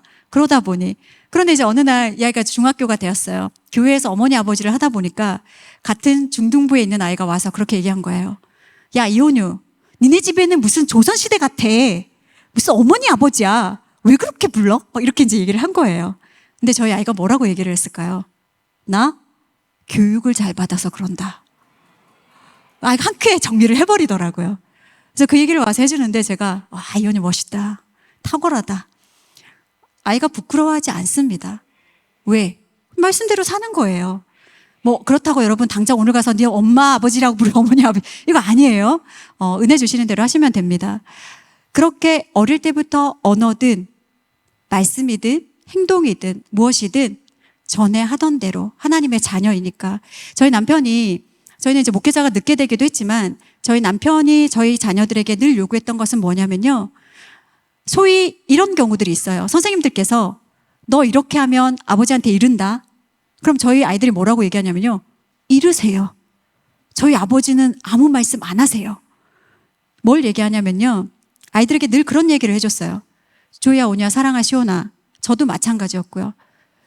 제가 말씀 심는 엄마이고 제가 강사이지만 저희 아이들이 말씀 씹는 엄마가 아니거든요. 지금 예비 말씀 씹는 엄마, 예비 말씀 씹는 아빠라고 얘기하고 있고, 저희 남편이 목사님이지만 저희 아이들이 목사님이 아니거든요. 그런데 성도님들이나 다른 분들은 아이들을 동일시해서 보시는 경우가 있는 거예요. 그런 부담 느끼지 마라. 하지만 너희가 하나님의 자녀로서의 어긋나는 일들은 하지 않았으면 좋겠다. 요구한 것이 그거 하나였어요. 자기네들이 생각했을 때 나는 목사의 직분으로 살아가는 하나님의 자녀가 아니라 하나님의 자녀로 살아가는 것이기 때문에 그러한 것들을 아이들에게 정체성을 심어줬더니 자유하면서 그 선을 지켜나가더라고요. 그러면 이제 제가 조금 더 구체적으로 여러분에게 얘기를 하도록 하겠습니다. 신덕 지체 중에 가장 중요한 영역이고 많은 시간을 투자해야 되고 많은 것을 제일 어려운 것이기도 합니다. 그러나 가장 중요하고 성경에서 말하는 것들이기 때문에 너의 자녀를 부지런히 가르치라는 말씀에 순종하는 것이고 마땅히 행할 길을 아이에게 가르치라는 하나님의 명령이기 때문에 이 부분에 대해서 좀 더 많은 이야기를 하려고 합니다. 첫 번째 신앙교육의 첫 번째는요, 복음 전수예요. 여러분은 우리 자녀에게 복음에 대해서 얼마만큼 들려주고 계세요? 아이가 몇 살이 되면 들려주고 계신가요? 저희는 3, 4살이 되면 시작했습니다. 복음을 들려주기 시작했어요. 저희 막내인데요. 복음을 듣고 난 이후로부터 딱딱한 모든 것들은 다 가지고 와서 십자가를 만들더라고요. 뭐 칫솔, 뭐 하여튼 보이는 건 다였어요. 뭐 라면 먹다가도 젓가락으로 만들고. 이 아이에게 처음에 복음을 들려주었을 때 사진을 보시면 저희 남편이 아이들에게 매일마다 동화책 2권을 읽어주었습니다. 네가 원하는 동화책 가지고 와. 아빠가 읽어줄게. 그럼 신나서 동화책 가지고 와요. 그런데요, 저 사진은요, 동화책을 읽어주고 있는 사진이 아닙니다. 동화책을 읽어주기 전에 항상 성경을 먼저 읽어주었어요. 왜?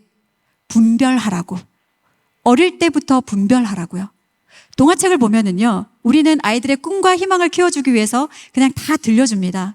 그런데 저희는 어떤 위험성을 발견했냐면요, 저희 아이의 물음 때문이었어요. 저희 책을 좋아하는 둘째 아이가 물어보더라고요. 엄마, 그런데요, 이건 성경에는 안 나와 있는데요, 왜 동화책에서는요, 왕자와 공주가 만나면 다 행복하게 살아요? 왕자와 공주만 만나면 다 행복할 수 있어요? 그 질문이 저희를 다시 돌아보게 만들었어요. 그러면서 아이들이 동화책 속에서 나오는 알라딘의 지니와 도깨비와 요정과 모든 것들이 예수님과 동일시된다는 걸 알게 되었습니다. 왜냐? 똑같은 기적을 베풀거든요. 똑같이 소원을 이루어주거든요. 물이 변화에 포도주가 하신 예수님도 계시지만 팅케벌은 꽃가루를 뿌려서 변하게 만들더라고요. 신적인 예수님을 바라보는 것이 아니라 뭔가 동화적으로 접근하는 것들을 보게 되었고, 그래서 혹시라도 우리 부모님들 중에 우리의 자녀들에게 만화로 먼저 성경을 읽으신다면 잠깐 멈추셨으면 좋겠어요. 만화는 절대 이제 성경이 아닙니다.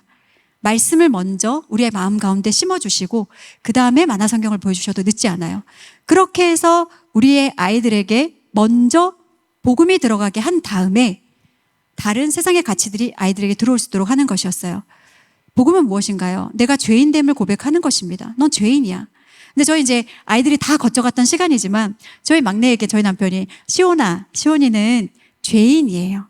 시온이가 죄인이어서 우리 시온이를 위해서 예수님이 십자가에 못 박히셨어요. 근데 이제 저희 막내는 위에 언니도 있고 오빠가 있다 보니까 예수님이 십자가에서 피 흘리시고 이렇게 있는 장면을 좀 일찍 뗐어요. 그걸 보면서 아이가 무섭다, 예수님 아프겠다 이런 얘기를 정말 많이 했었는데 그걸 보더니 아이는 이제 소스라치게 놀라는 거예요. 내가 안 그랬어요. 이제 근데 남편이 다음 날 또 얘기하는 거죠. 시온이를 위해서 예수님이 십자가에 못 박히셨고 또 3일 만에 다시 부활하셨고 그런 얘기를 들려주는데 얘가 이제 한 몇 번을 반복해서 들으니까 울기 시작하더라고요. 아빠는 내가 안 그랬다는데, 왜냐면 그 피 흘린 장면들을 봤잖아요. 왜 자꾸 내가 그랬다고 하냐고 하면서 막 울기 시작했어요. 근데 어느 날 제가 이렇게 다 같이 가족이 이동하는 날 뒤에 앉아서 아이가 찬양을 부르기 시작하는 거예요. 아빠 때문에 십자가 지셨고 무지한 아빠 때문에 자기는 아니라는 거예요. 그래서 아빠가 맞아, 아빠 때문에도 예수님이 십자가에 돌아가셨어. 근데 어느 날 이 아이가 이제 4살이 되고 5살이 되었던 어느 날 이렇게 제가 이제 자녀가 많다 보니 친정 갈 때마다 엄마가 바리바리 뭘 막 싸주시거든요. 그런데 이렇게 싸주신 짐에 빨간 노끈으로 묶여있는 노끈을 보더니 그 아이가 그런 고백을 하는 거예요. 예수님 아프겠다. 예수님 슬프겠다. 시온아, 갑자기 그게 무슨 말이야? 라고 물어봤어요. 그랬더니 십자가요. 그 노끈을 보고 이 아이는 십자가를 생각했더라고요.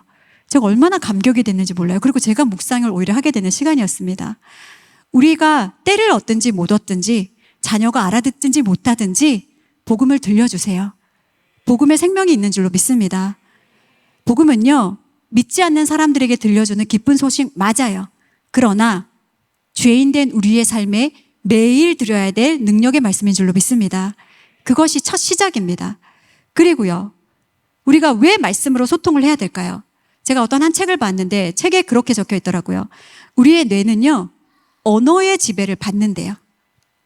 그런데요, 이 언어가 지배를 받고 나면 언어가 우리의 뇌를 지배한대요. 우리 아이의 입술에 어떤 언어가 있나요? 욕이 있다면요, 그 욕이 아이의 뇌를 지배하고 있을 거예요. 왜 어릴 때부터 우리 아이들에게 말씀을 심습니까? 고차원적인 언어를 써요.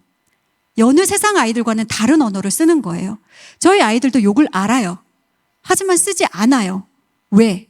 말씀에서 무릇 더러운 말은 내 입 밖에도 내지 말라는 하나님 말씀에 순종하기 위해서예요. 끊임없는 싸움을 해요. 자기도 옆에서 듣다가 얼떨결에 튀어나올 때도 있어요. 그런데 다시 회개하고 돌이킬 수밖에 없는 것은 네가 무엇을 선택하는 거에 따라서 그 선택에 의해서 네가 만들어질 거니까.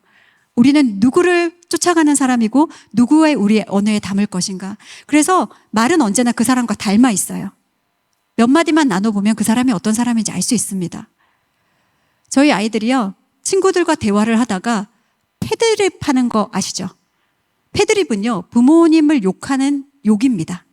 패드립 하는 친구들에게 너 지금 니네 부모님을 네 입술로 욕한 거야 라고 가르쳐줬다 그러더라고요.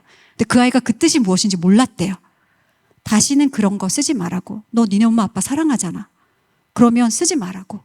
그렇게 분별하는 자리에서 오히려 선한 영향력을 끼칠 수 있는 자녀로 키우는 것, 세상 속으로 들어가서 거기에 삼켜지고 거기서 흡수되는 자녀가 되는 것이 아니라 그 속에서 복음의 빛깔을 내고 하나님의 자녀됨을 선포할 수 있는 것, 그것이 우리의 자녀들을 세상 밖으로 파송해 나가는 우리 부모의 그러한 은혜가 있게 되는 줄로 믿습니다.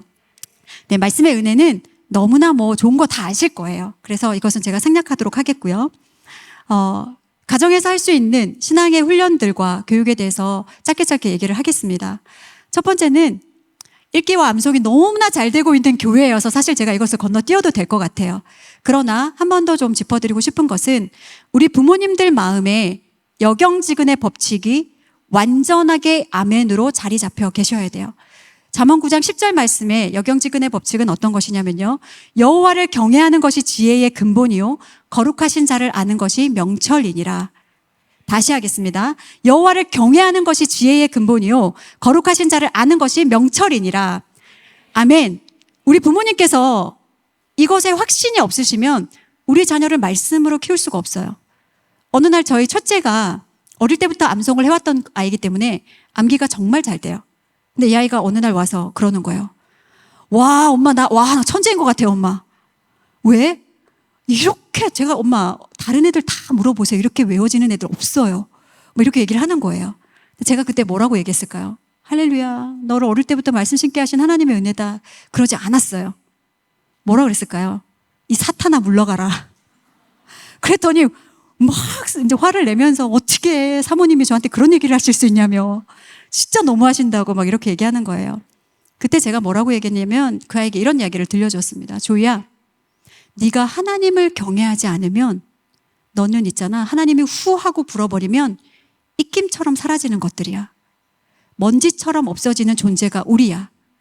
너의 명철과 지혜도 네가 하나님을 경외할 때 주시는 것이지, 네가 하나님을 버리고 하나님을 알지 못하면 넌 아무것도 아닌 거야. 끝까지 하나님 붙들려면 너의 앞에, 너의 삶의 앞에 이것을 명심해라. 저도 끊임없이 이 말씀을 하나님 앞에 조명하는 이유는 우리가 아무리 잘나고 우리가 똑똑한들 성경에서는요, 어리석은 자와 지혜로운 자를 하나님을 아는가에 두고 있어요. 하나님을 알면은요, 지혜로운 자가 될 수 있고요. 하나님을 모르면은요, 어리석은 자가 되는 거예요. 우리의 자녀가 어떤 자녀가 되기를 원하십니까? 말씀으로 끊임없이 붙들으셔야죠. 그래서 가정 가운데서 저희는 8살 전에는 열외예요. 8살 전에는 놀아라. 그런데 8살이 되면 성경 통독의 자리에 앉혔습니다. 왜냐? 한글을 뗄 수 있었기 때문에.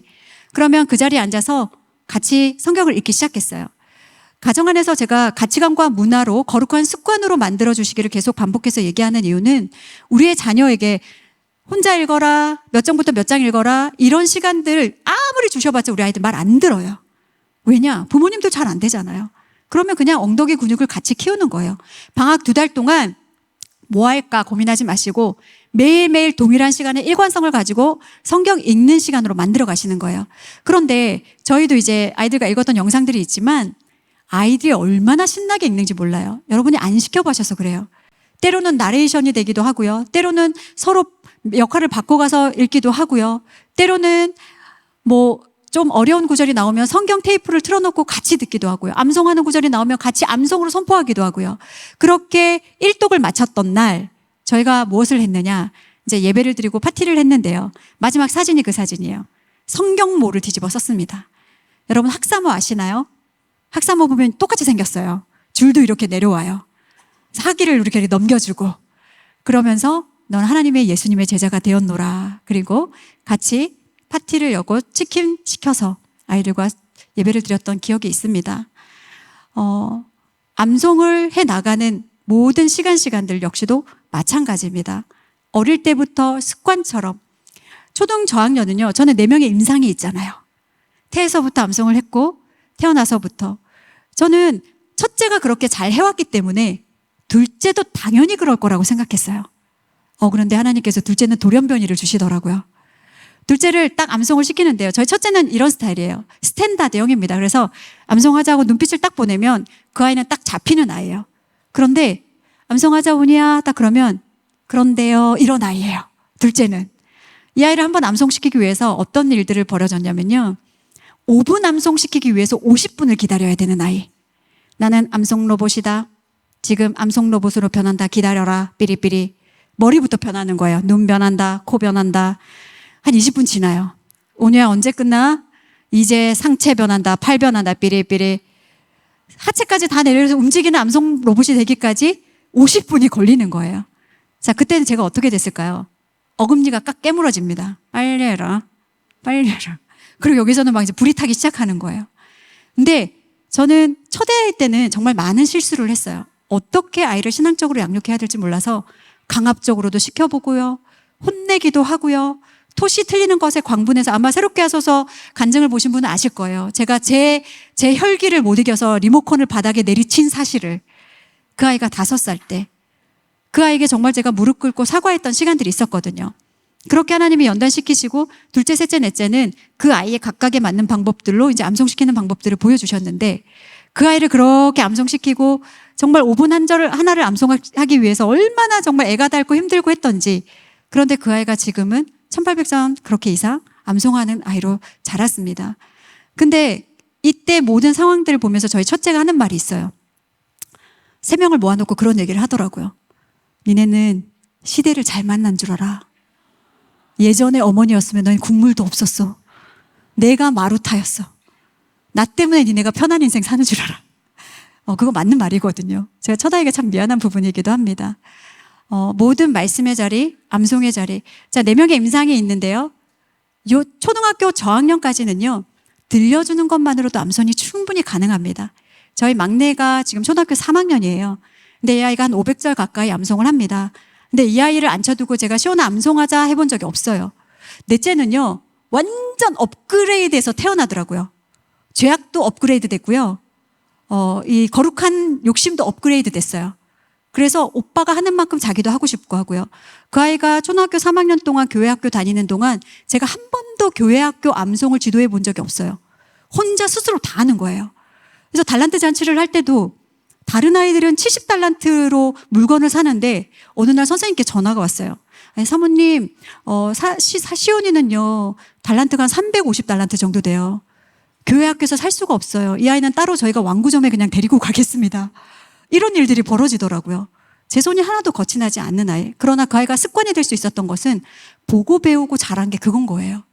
그런데 그렇다면 아이들에게 암송을 탁월하게 시킬 수 있는 방법. 우리 어린 자녀들은요, 집중력이 뛰어나지 않습니다. 최대 끌어내봤자 20분도 안 돼요. 그 시간을 앉혀두고 너 죽니 나 죽니 그러면서 암송시키지 마시고 하루에 분할해서 조금씩 들려주세요.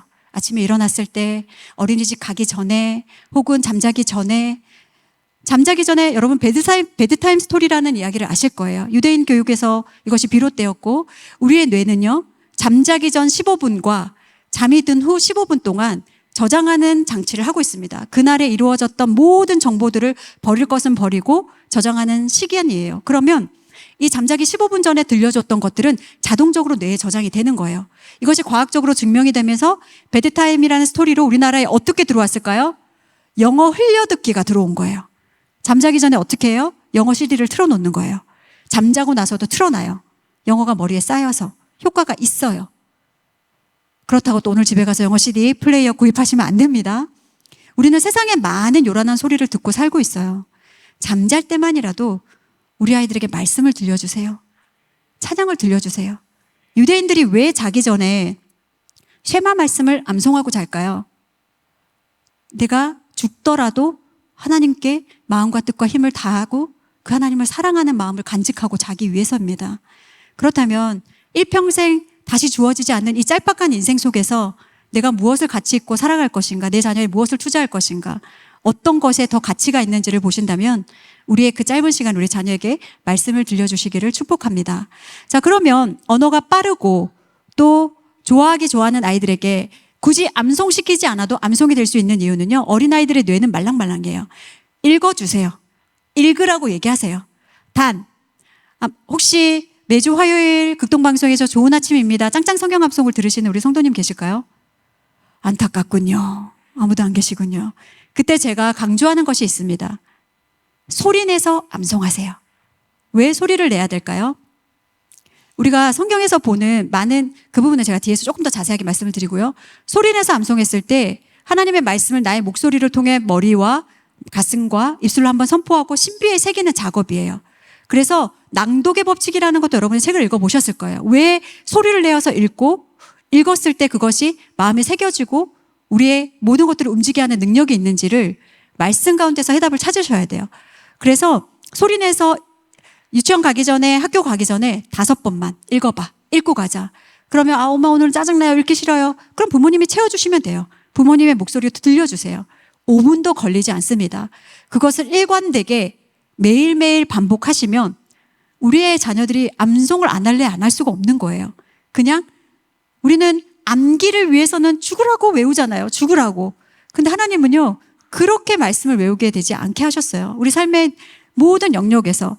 그래서 말씀이 가득 찬 가정이 되기 위해서는 무엇을 해야 되느냐? 가정이 말씀이 되는 문화로 바꾸셔야 돼요. 제가 아까 저희 가정의 문화 중에서 영화를 보기 전이나 미디어를 보기 전에 로마서 12장 2절 말씀을 같이 암송하고 그 속에서 하나님이 선하시고 기뻐하시고 온전한 뜻이 무엇인지 분별할 수 있는 능력들을 키울 수 있도록 하는 것에 대해서 가르쳐 드렸어요. 저희 아이가 어느 날 다 같이 아이언맨을 본 적이 있었는데요. 그 영화를 보고 물었어요. 성경적인 것들이 무엇인지, 비성경적인 것들이 무엇인지 우리가 찾아보자. 그리고 영화 속에서 너에게 하나님이 어떤 메시지를 주셨는지 생각나는, 왜냐하면 암송하는 아이들이니까요. 말씀을 한번 떠올리게 보자. 이제 영화를 보고 오면서 저희가 가정예배 시간에 그것들을 나누는데 저희 그 아이가 그러더라고요. 엄마, 아이언맨이 마지막 버튼을 누르고 이렇게 자기를 희생할 때 예수님이 생각났어요. 우리는 아이언맨을 보면서도 예수님을 생각할 수 있는 거예요.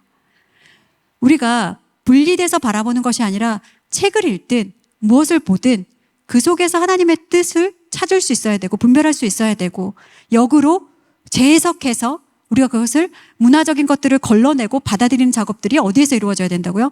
가정에서 이루어져야 되는 거예요. 또 어떤 것들을 할 수 있을까요? 저희는 눈을 뜨면 제일 먼저 시편을 암송하게 합니다.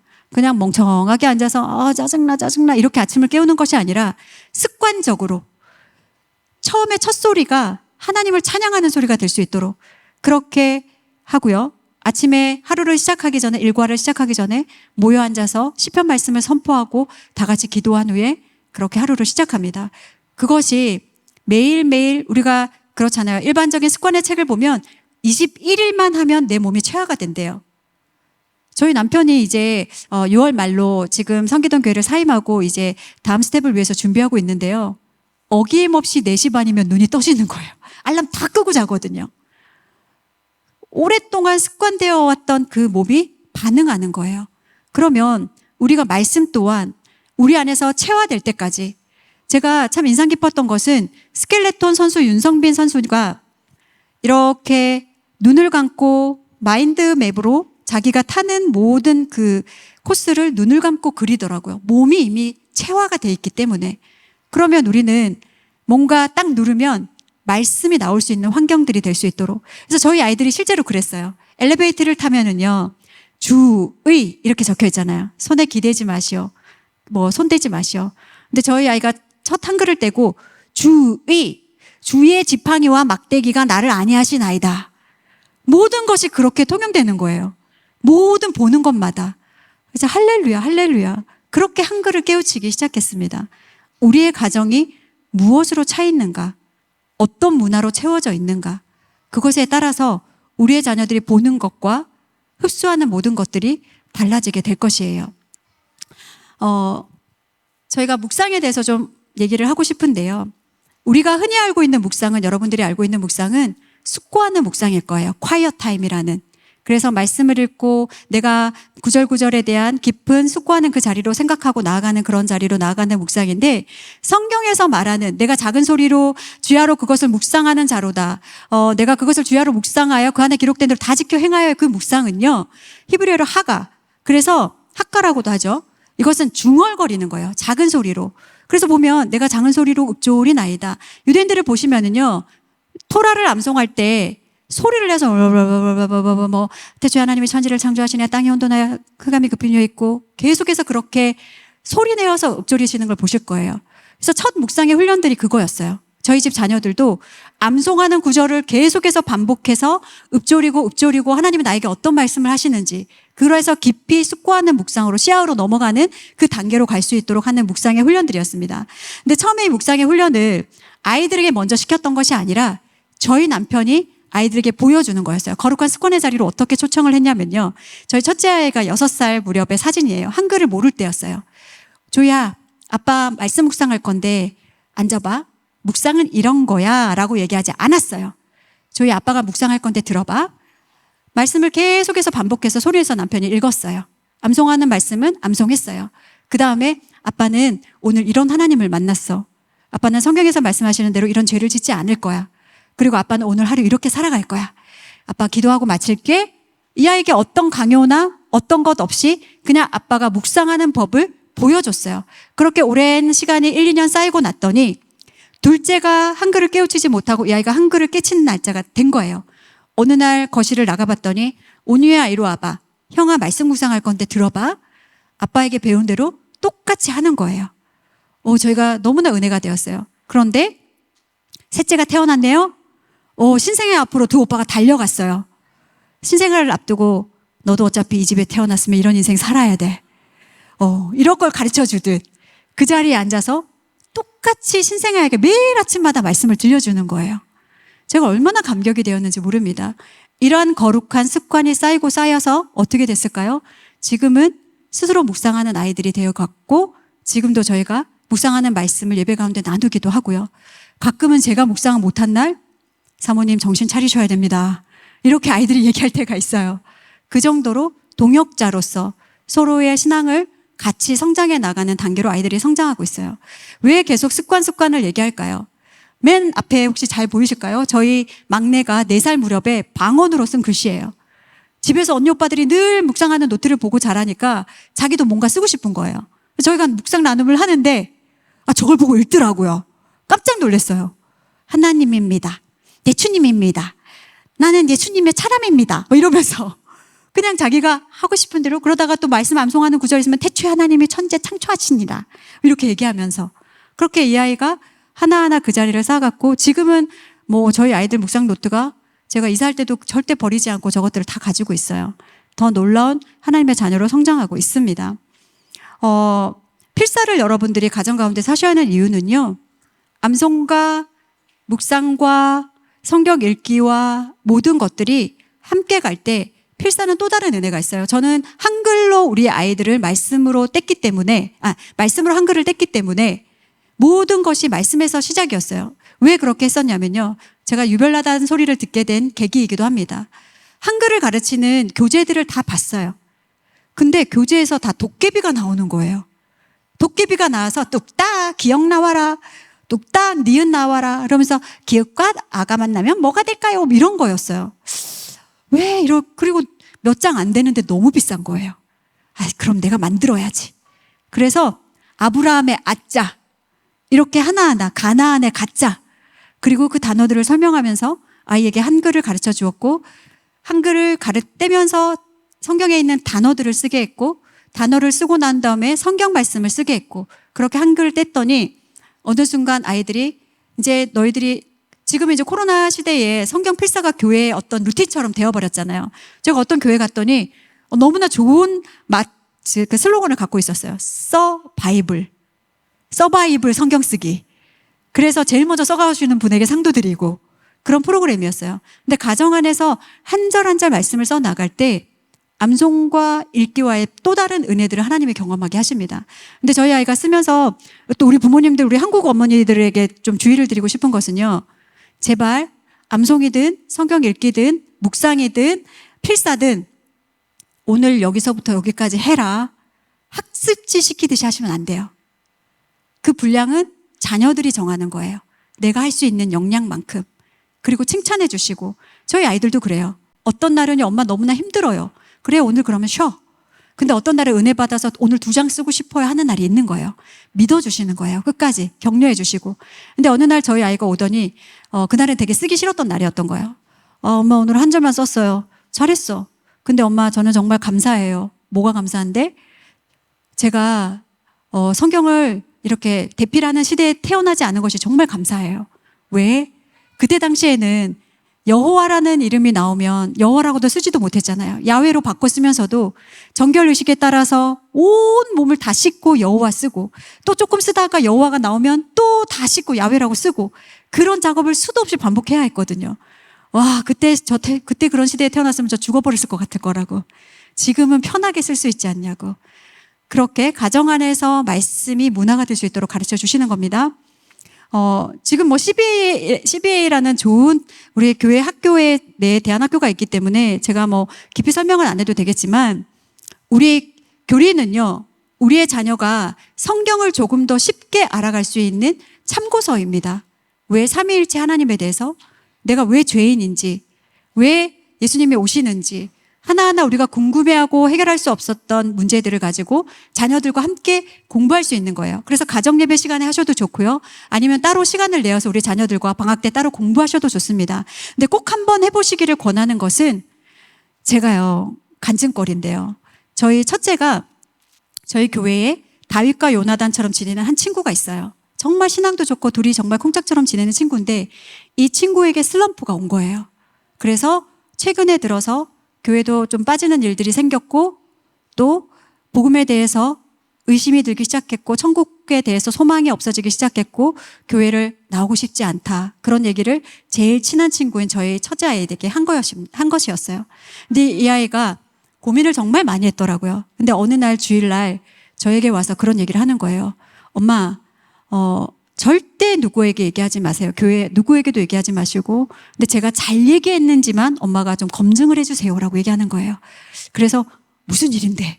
라고 물었더니 그 아이가 궁금해하는 것들에 대해서 이 아이가 삼위일체 하나님과 천국과 이 모든 것에 대해서 너무나 쉽게 그 친구에게 설명을 했고, 너랑 나랑 끝까지 믿음을 놓지 말자, 그 아이를 설득했던 일들이 있었습니다. 그래서 깜짝 놀라서, 조이야, 근데 그것을 어떻게 네가 그런 하나님 지혜를 주셨지? 라고 물었더니, 엄마랑 같이 했던 교리할 때 저희가 다 배웠던 거잖아요. 저는 그냥 눈물로 씨를 뿌렸을 뿐인데 하나님은 기쁨으로 거두게 하시더라고요. 우리의 자녀가 세상에 맞닥뜨려졌던 어떤 여러 가지 상황 가운데 있다 할지라도 그곳에서 온전한 복음을 붙드는 자녀로, 그리고 오히려 역으로 복음을 전수할 수 있는 그러한 믿음의 동반자로 키우시기를 축복합니다. 네. 자, 우리 부모님들, 어린 자녀를 키우시는 우리 아버님들에게 특히 미션을 드리고 싶습니다. 어떤 미션이냐면요. 우리의 어린아이들은요, 하나님을 만날 때, 우리 이제 청소년기에 있는 아이들은 문자적으로 하나님을 만나기도 하고, 여러 통로를 통해서, 말씀을 통해서, 혹은 또 여러 가지 어떤 것들을 통해서 만나기도 하지만, 특히 우리 어린아이들은요, 오감을 통해서 하나님을 만납니다. 그래서 유치학교에서 정말 많은 프로그램들을 통해서 아이들이 하나님을 만날 수 있도록 돕는 이유는 아이들은 다양한 채널을 통해서 예수님을 알아가기 때문이에요. 그런데 지금도 저희 이제 사춘기의 두 형제, 저는 행님들이라고 부르는데, 이 행님들이 여전히 저희 부모와 관계가 좋을 수 있었던 가장 좋았던 이유가 어디에 있었나라고 되돌아볼더니 아이들이 그런 얘기를 하더라고요. 아버지가 어릴 때 저희를 말씀으로 놀아주셨던 거. 저희 남편이 정말 온몸에 골병이 들었을 만큼 아이들에게 등을 내주었거든요. 근데 그 시기가 정말 짧았어요. 아이들은 금세 컸기 때문에. 뭐하고 놀았을까요? 민망하지만 저희 남편이 저 엉덩이를 드러내고 누워있는 사진. 전날 골리앗이 되어서 100번을 죽었습니다. 저희 집엔 다윗이 많아요. 그런데 그냥 죽지 않아요. 만군의 여호와의 이름으로 외칠 때만 죽었어요. 그럼 그 아이가 이 말씀을 일평생 기억하는 거예요. 그 말씀을 들을 때마다 와, 그때 아버지 넘어지시면서 쓰러지셨던 거 기억나는데, 그때 진짜 재밌게 놀아주셨는데, 저기 밑에 저희 남편이 무릎을 이렇게 기어다니는 사진은요, 전날 예루살렘 성에 예루살렘에 예수님이 입성하시는 사진입니다. 우리 둘째가 예수님이었고요, 저희 남편은 나귀였어요. 전날 무릎이 다 까졌어요. 저는 뭐 했을까요? 옆에서 호산나 호산나 다윗의 왕이요, 손은 들고 있었어요. 저 말씀이 나올 때마다 아이들은 절대 잊어버리지 않는 거예요. 어릴 때 들었던 그 말씀. 그래서 지금은요, 저희 남편이 이제 쇠하여서 딸아이들에게 그렇게 못 놀아줍니다. 그런데 오빠들이 저렇게 놀아줘요. 아버지가 성경 읽어주시면 오빠들이 쫙 나타나가지고 막 몸으로 막 해줍니다. 이렇게 아이들에게, 저희 퇴근하시고 오시면 피곤하신지 알아요. 그런데 정말 그 시간에 30분이라도 오늘 어떤 말씀 배웠어? 아니면 어떤 구절 읽었어? 어떤 구절 암송했어? 우리가 어떻게 놀아볼까?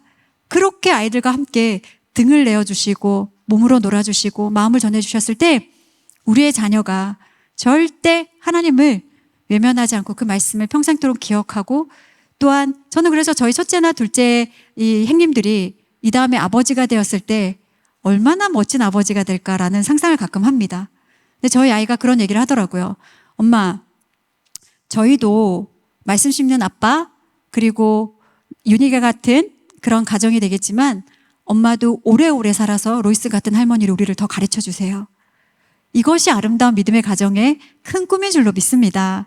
네, 그래서 우리 청소년기에 있는 우리의 친구들에게 부탁을 드리고 싶어요. 뭐냐? 제가 저희 아이들에게 어릴 때부터 귀에 못이 박히도록 얘기하는 것 중에 하나가 이겁니다. 너희가 이 다음에 컸을 때 성장해 나가면서 말씀이 말씀으로 들리지 않을 때가 올 거야. 말씀이 믿어지지 않을 때가 올 거야. 진짜 예수님이 계실까? 하나님이 살아계실까? 의심되는 시절이 올 거야. 그리고 많은 성적인 것들로 궁금해지는 시대가 올 거야. 그럴 때 다른 통로를 통해서 답을 찾지 말고 하나님의 말씀으로, 혹은 부모님과 먼저 상의를 해줬으면 좋겠어. 그 얘기를 정말 많이 했었거든요. 근데 너무나 감사하게 너무나 노골적으로 아이들이 물어올 때가 너무나 많아요. 그럼에도 불구하고 그때마다 아이들의 그 모든 질문에서 함께 답을 찾아가기 애쓰는 거. 엄마도 그랬어. 엄마도 예수님이 안 믿어질 때가 많았어. 당연한 거야. 너희들이 시기에 겪는 거야. 그런데도 우리는 막 네가 어떻게 그럴 수가 있니? 네가 CBA를 몇 년을 다녔는데 그런 소리를 해. 그렇게 하시면 안 되는 거예요. 그 자리에서 함께 같이 고민해 주시고, 또 우리 친구들은 성적인 것들이 궁금한 것들이 있고 또 뭔가 알고 싶은 것들이 많을 거예요. 그런데 그럴 때 초록창을 뒤지거나 또래 집단을 통해서 답을 찾으면 성경적이지 않은 것들의 답을 얻을 확률이 100%입니다. 그래서 정말 부모님에게 상의해 주시고 교회 학교 선생님과 목사님들에게 물어봐 주시고 그래야 성경에서 말하고 있는 것들이 무엇인지 그 해답을 같이 찾아 나갈 수가 있어요. 우리는 지금 소설제일교회는 공동체가 너무 잘 이루어져 있잖아요. 그 안에서 정말 해결할 수 있는 거예요. 그런데 문화 안에서 우리가 자녀들을 이해하고 잘 키우기 위해서는요, 분별해주는 능력도 필요하지만 그 문화로 들어가서 같이 해결하는 방법도 중요합니다. 저희 이제 형님들이 고등 래퍼에 눈을 뜨기 시작했었어요. 그래서 하루 왼종일 고등 랩을 듣는 거예요. 저희는 TV가 집에 없기 때문에 그것을 정규관 방송으로 봤던 것이 아니라 유튜브에서 이제 보고 배우면서 보게 되었어요. 그런데 이것을 무조건 막을 수는 없었어요. 그래서 어떻게 했냐? 제가 추석 때 이틀에 걸쳐서 하루에 12시간씩 그 프로그램을 아이들과 정주행을 하기 시작했습니다. 한 이틀을 그렇게 하고 나니까 저녁에 밥을 차리는데 제 입에서 랩이 나오더라고요. 얘들아 밥 먹어. 뭐 이제 반찬은 어떠니? 뭐 이러면서 뭐 어머니는 스윙 랩에 가까우세요? 막 아이들이 우리 엄마 핵인싸라면서 막 되게 좋아했어요. 그런데 그렇게 핵인싸가 되고 났더니 지금 우리 혹시 핵인싸가 무엇인지도 모르시는 우리 부모님들 계시다면 제가 구조해 드릴 방법이 없습니다. 이런 건 네이버 창에서 찾아보세요. 그렇게 아이들 문화로 들어갔을 때 제가 넌지시 던졌어요. 얘들아, 엄마가 너희들이랑 들어봤더니 음은 정말 좋다. 가사는 어떤 것 같아? 그때부터 아이들이 분별하기 시작했어요. 본인들이 mp3에 있던 노래들 중에 엄마, 진짜 엄마가 얘기하고 나서 들어보니까 이 곡은 제가 계속 들으면 안 좋을 것 같아요. 뺄게요. 스스로 빼기 시작하는 거예요. 지금도 그렇습니다. 지금도 책을 읽을 때도요, 저는 아이들이 읽는 책을 다 분별해주지 못해요. 어릴 때는 제가 다 걸러냈지만 아이들이 내가 할 수 없는 영역, 어떻게 24시간 쫓아다니면서 다 분별해줄 수 있나요? 하지만 그곳에서 아이들이 스스로 분별할 수 있도록 그랬더니 책을 읽다가도요, 엄마 이 작가의 사상이 조금은 의심스러운 것 같아요. 제가 좀 더 큰 다음에 읽을게요. 잠시 선반에 올려놓는 책이 있을 수 있고요. 여기까지는 제 수위가 너무 높아요. 영화를 선정할 때도 어떤 영화를 볼지 너희들이 골라봐. 그렇다고 보고 싶은 영화를 다 보진 않아요. 엄마 이거는 저희가 아직 볼 영화는 아닌 것 같아요. 너무 비성경적이에요. 라든지 그렇게 서로 소통하면서 그것들을 해나가는 거예요. 그래서 뉴스를 접할 때도요, 가정 예배 기도 제목이 될 수가 있습니다. 사회의 문제로만 여기는 것이 아니라 내 자녀의 문제가 될 수 있는 것들, 그런 문제 앞에 함께 소통하고 기도하고 나눌 수 있는 것, 그러면요 사춘기 자녀와 언어가 이렇게 관계가 멀어지지 않아요. 오히려 가깝게 더 친밀하게 그 사이들을 이끌어갈 수 있고 토론하고 함께 성장해 나가는 시간이 될 수 있다는 것입니다. 시간이 많이 되었는데요, 덕 지체는 짧게 하고 마치도록 하겠습니다. 이제 가정 예배가 중요한데요. 가정 예배는 제가 내일 세세하게 여러분 앞에 풀어나가려고 합니다. 두 번째는 성숙한 인격이에요. 자, 신앙 안에서 우리의 자녀가 말씀이 기준이 되고 말씀이 능력이 돼서 잘 컸다면은요, 그에 합당한 사람으로 살아가기 위해서 너의 빛을 사람 앞에 비치게 하여 그들로 너의 행실을 보고 하늘에 계신 너희 아버지께 영광을 돌리게 하라. 그러면 우리의 자녀들의 모습을 통해서 빛의 자녀로 살아갈 수 있도록 가르쳐야 되잖아요. 그런데 어떻게 하나요? 가르치지 않아요. 아이들의 입술에 욕이 가득한데요, 교회 안에서도 본듯만듯 지나갑니다. 내 아이 안 하면 되니까. 그렇지 않아요. 우리 아이들과 함께 이뤄내야죠. 입술에 걸러낼 것들을 걸러내고, 예수님께서는 남에게 대접을 받고자 하는 대로 너희도 남을 대접하라. 이것이 율법이요 선지자니라 라고 말씀하셨어요. 제가 저희 아이들에게 늘 하는 것, 나 즐겁자고 다른 사람에게 피해 주지 마라. 세상의 모든 범죄는 그렇습니다. 나 즐겁자고, 내가 괜찮으니까, 내가 좋아서 그냥 나의 중심이 돼버리는 거예요. 그러나 하나님의 사람은 내 중심이 아니에요. 하나님 중심에서, 타인 중심에서 이타적인 삶을 배우고 배려하고 성숙한 인격을 배워나가는 것, 그것이 다름 아닌 성경에 다 있는 거예요. 그래서 우리 가정에서 하고 있는 여러 가지 가치관의 언어들, 습관들이 있지만 이 짧은 시간에 다 말씀드릴 수는 없어요. 엄마표 신앙교회가 제가 다 녹여냈고요. 제가 저희 아이들 노트마다 정체성에 대해서 가르쳐주기 위해서 예수님의 참제자 이조이, 예수님의 참제자 이온유, 앞에 예수님의 참제라는 슬로건을 붙이고 이름을 적어줍니다. 왜? 나의 정체성을 깨달으라고. 저는 택배가 올 때요, 가끔 말씀 씹는 엄마 백은실로 와요. 저희 구글에 제 아이디가 그렇거든요. 말씀 씹는 엄마로 되어 있어요. 커피 주문하러 갔더니 땡땡 저기 커피점에서 말씀 심는 엄마님 이렇게 부르더라고요. 너무 좋았어요. 우리의 정체성을 어디서부터 부여해줘야 되느냐? 가정에서부터예요. 네가 누군지, 네가 어디로부터 왔는지 그것을 알아야 우리의 자녀가 어떠한 상황 가운데서도 흔들림 없는 자녀가 되는 거예요. 이조희 너는 누구 아들이야? 네, 이영동 백은실 아들입니다. 땡! 저희는 어릴 때부터 그렇게 가르쳤어요. 맞아요. 저 주워왔어요? 막 이렇게 물어보기도 했어요. 아니, 조이는 하나님의 아들. 조이는 예수님의 참 제자. 그것을 우리 자녀들에게 호로 불러주세요. 우리 부모님들 혈기가 다스려지지 않나요? 아이들 혼낼 때 혹여라도 가끔 주체하지 못해서 야! 뭐 이런 게 먼저 나가세요? 그러면 호를 붙여서 불러주세요. 그러면 화를 낼 수가 없어요. 예수님의 참 제자 이렇게 거부르면서 예수님의 참 제자 이리 올래? 이렇게 되는 거예요. 그렇게 아이들에게 늘 들려주시는 언어가 부모님의 입술을 통해서 들려지게 해주시고 또 무엇이 있을까요? 예의를 갖추는 것이 기본 중에 기본이라는 것. 저희 아이들이 어디 가서 말씀 암송 많이 하는 거 예배 잘 드리는 걸로 칭찬받지 않더라고요. 어느 날 저희 교회 학교 선생님께서 너무 감동이 되셨다고 오셔서 칭찬하셨던 적이 있었어요. 그 선생님이 두 가지를 말씀하셨는데 하나가 교회 학교에서 회식을 갔어요. 그런데 이제 스테이크 집을 갔나 봐요. 갔는데 애들은 먹느라고 정신이 하나도 없는 거예요. 그런데 저희 아이가 자기의 고기를 반을 덜어서 썰어서 선생님 접시에 덜어주었나 봐요. 선생님도 좀 드세요. 근데 이 아이는 어떻게 그런 일들을 할 수 있었을까요? 거룩한 습관이었거든요. 어릴 때부터 저희가 그렇게 가르쳤어요. 어른부터 챙기는 거야. 할머니 할아버지 계시면 할머니 할아버지 먼저 드리는 거야. 아버지 계실 때 아버지부터 드리는 거야. 왜냐? 이건 기본적인 거니까. 왕을 존대하고 노인을 공경하고 샘머리 앞에서 일어서고 성경에 다 나와 있는 하나님의 말씀이에요. 공경하고 존경하는 것이 어디서부터 드러납니까? 언어와 태도에서부터 드러나는 거예요. 그랬는데 이 아이는 선생님이 너무 바쁘게 다른 아이들 먹이느라 선생님 못 들고 계시니까 그냥 드시라고 전해줬는데 선생님 그게 너무나 감격적이었던 거예요. 또 하나는 뭐였냐면요. 지나가고 있었대요. 저희 아이가 모자를 쓰고 있었네요. 그런데 여는 아이들은 모른 척 지나갈 수 있어요. 근데 이 아이가 모자를 벗더니 선생님 안녕하세요 하고 인사를 했다는 거예요. 그게 왜요 선생님? 제가 물었어요. 사모님 대단한 거 아니에요? 저 진짜 그날 눈물 날 뻔했어요. 뭐 이런 애가 다 있나. 사소하지만 우리의 그 작은 챙시를 통해서 하나님의 영광이 드러난다면 그것이 하나님의 보시기에 우리가 일생 가운데 좋은 대학 가서 좋은 취업해서 하나님의 영광이 되는 것이 아니라 일상에서 나의 입술을 통해서 나의 행동을 통해서 나의 모든 것을 통해서 하나님의 영광이 되는 자녀 되시기를 축복합니다. 네, 저희 집에서 하고 있는 여러 가지들이에요. 손해보지 않으면 섬길 수 없어. 섬김을 가르치고요.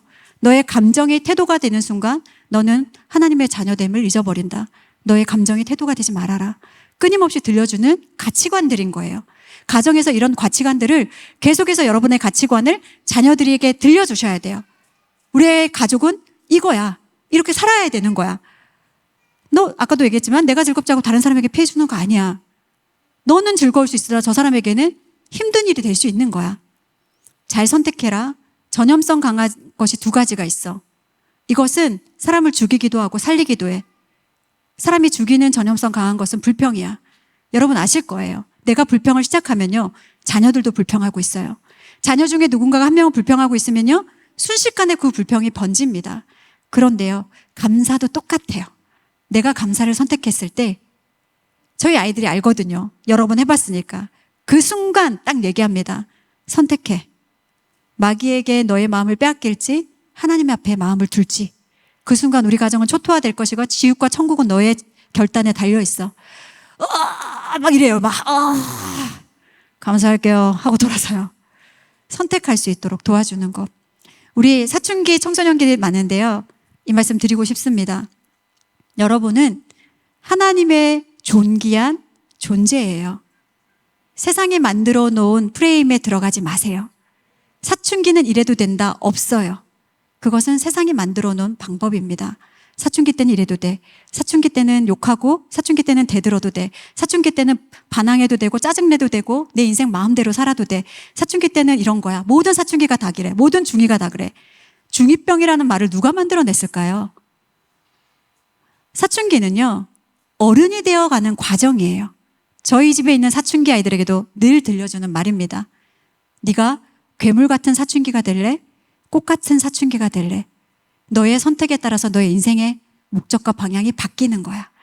여러분은 어떤 사춘기를 겪고 싶으세요? 꽃 같은 사춘기를 선택하시기를 축복합니다.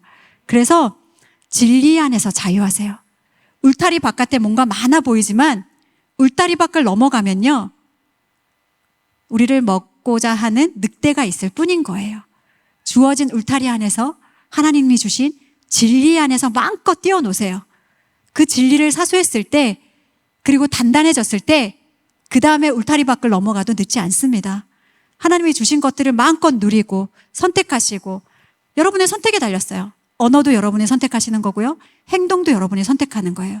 많은 무리들이 따라가는 것에 내가 흡수되지 않아도 그 선택에서 하나님의 영광의 자녀로 크게 될 줄로 믿습니다. 네, 지는요, 우리의 지식을 어떻게 사용할 것인가. 아까 말씀드렸던 것처럼 하나님의 나라를 위해서 내가 무엇을 할 것인가가 아니라 어떤 사람이 될 것인가를 고민하셨으면 좋겠고, 우리 부모님들은 우리의 자녀가 무지개가 되기를 원하지 마세요. 하나님은 우리의 자녀, 저도 4명의 아이들이 있지만 4명 다 색깔이 다릅니다. 빛나는 것이 다 달라요. 그 아이들의 가치를 발견하셨으면 좋겠어요. 이 아이가 어떤 가치가 있는지 믿음의 눈으로 바라보세요. 그래서 가장 빛날 수 있는 보석으로 만들어주시면 되세요. 7가지 빛깔 다 내지 않아도 괜찮아요. 하나님이 그 아이를 만드셨고 끝까지 책임져 주실 줄로 믿습니다. 마지막으로 채는요, 건강한 우리의 몸된 성전을 성숙하고 경건하게 잘 관리해서 하나님의 나라로 이루어가는 것입니다. 결국은 아름다운 믿음의 가정을 이루고 또 대를 이어서, 저희 아이들은요, 형제가 4명이잖아요. 우리 사춘기에 있는 아이가 어느 날 나가서 전단지를 들고 왔더라고요. 한 40평대 전단지. 분양 전단지였어요. 엄마, 우리는 언제쯤 각자의 방을 가질 수 있나요? 너무 미안했어요. 4명의 자녀에게 방을 각자 줄 수 있는 형편이 아니잖아요. 둘씩 지금 쓰고 있는데. 그래서 조이야, 천국에는 10,000평짜리 방이 너에게 예비되어 있을 거야. 제가 농담처럼 이렇게 얘기를 했는데, 이 아이에게 어떤 가치를 가르쳐 주고 싶었냐면, 세상이 추구하고 세상이 말하는 가치가 아니라 세상이 말하는 모든 것들. 근데 4명의 아이가 있다 보니 동생들이 질릴만도 하고 가족들이 많은 것에 질릴만도 하잖아요. 근데 어느 날 동생들을 불러 모으더라고요. 니네들 똑바로 들어라. 어머니가 넷을 낳았기 때문에 우리는 어머니보다는 1명 더씩 낳을 줄 알아. 우리는 5명씩 낳을 거야. 오빠, 왜 그걸 오빠가 결정해? 내가 한다면 하는 거야. 이렇게 얘기하는 거예요. 믿음의 유업들을 이루어서, 자, 여러분, 저희가 아직 4명이고 5명씩 나오면 5, 4, 20에 네, 엄청난 숫자가 배가가 되는 거예요. 생육하고 번성하는 은혜가 있게 될 줄로 믿습니다. 네, 여러분에게 어떤 말씀을 드리고 싶냐면요, 마지막으로 정리를 하겠습니다. 우리의 삶은 우리의 것이 아닙니다. 아멘이 아니네. 여러분의 것인가요? 다시 한번요. 우리의 삶은 우리의 것이 아니에요. 그럼 누구의 것일까요? 하나님의 것인 거예요. 그러면 그분의 방법대로 사는 것이, 그분의 뜻대로 사는 것, 그것이 하나님이 원하시는 일입니다. 우리의 자녀도 마찬가지예요. 우리가 이 시간 다 같이 기도했으면 좋겠습니다. 어떤 기도를 할 거냐면요, 먼저 회개함으로 나아가셨으면 좋겠어요. 이전에는 나의 삶이라고 생각하고 나의 것이라고 생각했기 때문에 모든 것들이 나의 기준에 맞추어서 그렇게 결정하고 그렇게 나아갔습니다. 그래서 하나님이 내 안의 뜻을 이루지 못하도록 그렇게 나아가는 삶이었어요. 그런데 이 시간 내가 이렇게 기도하기를 원합니다. 하나님, 나의 삶을 주님께 드리고 싶습니다. 제가 어릴 때, 중학교 때 불렀던 찬양 중에 주님 내가 여기 있사오니 죄를 보내소서 이렇게 불렀거든요. 제가 가고 싶지 않은 거예요. 그런데 이제는 그 고백을 드릴 수 있어요. 하나님, 저를 먼저 하나님께 드리겠습니다. 그리고 우리의 자녀를 하나님께 원래의 주인이신, 원래의 부모이신 하나님께 돌려드리기를 원합니다. 이 고백이 먼저인 거예요. 이 시간 우리가 이렇게 기도했으면 좋겠어요. 하나님, 나의 나된 것이 오로지 주의 은혜입니다. 나를 하나님께 드리겠습니다. 내가 능력, 나의 경험, 나의 계획, 나의 의지, 이딴 거 다 소용없더라고요. 모든 뷰와 기와 능력과 권세와 존귀와 영광과 모든 것이 주님의 손에 있는데 이딴 것이 뭐가 필요가 있나요? 그분 한 분만 붙들면 되잖아요. 우리가 우리 고백으로 우리 친구들도 동일한 제목으로 기도했으면 좋겠어요. 하나님, 저 아직 어리지만요, 저 하나님, 내 일생을 하나님께 드리는 자녀로 키워주세요. 하나님, 내 마음에 하나님의 말씀이 살아 움직이는 능력을 경험하게 해주세요. 제 입술을 통해서 복음이 증거되게 하시고 나를 통해서 하나님의 영광이 드러나게 해주세요. 그렇게 고백할 수 있어야 되는 거예요. 이 시간 우리가 주여 한번 부르짖고 우리가 기도하기를 원합니다. 하나님, 나를 드리겠습니다. 나의 자녀를 드리겠습니다. 나의 가정을 드리겠습니다. 나의 모든 것을 드리겠습니다. 나에게 하나님, 나의 능력으로 임하여 주시고 나의 하나님 존귀와 영광으로 임하여 주시고 모든 것과 모든 크게 하심과 강하게 하심이 주님의 손에 있다고 하셨사오니 온전히 주님 손을 붙들고 나아가기를 원합니다라는 고백으로 주여 한번 부르짖고 다 같이 기도하겠습니다. 주여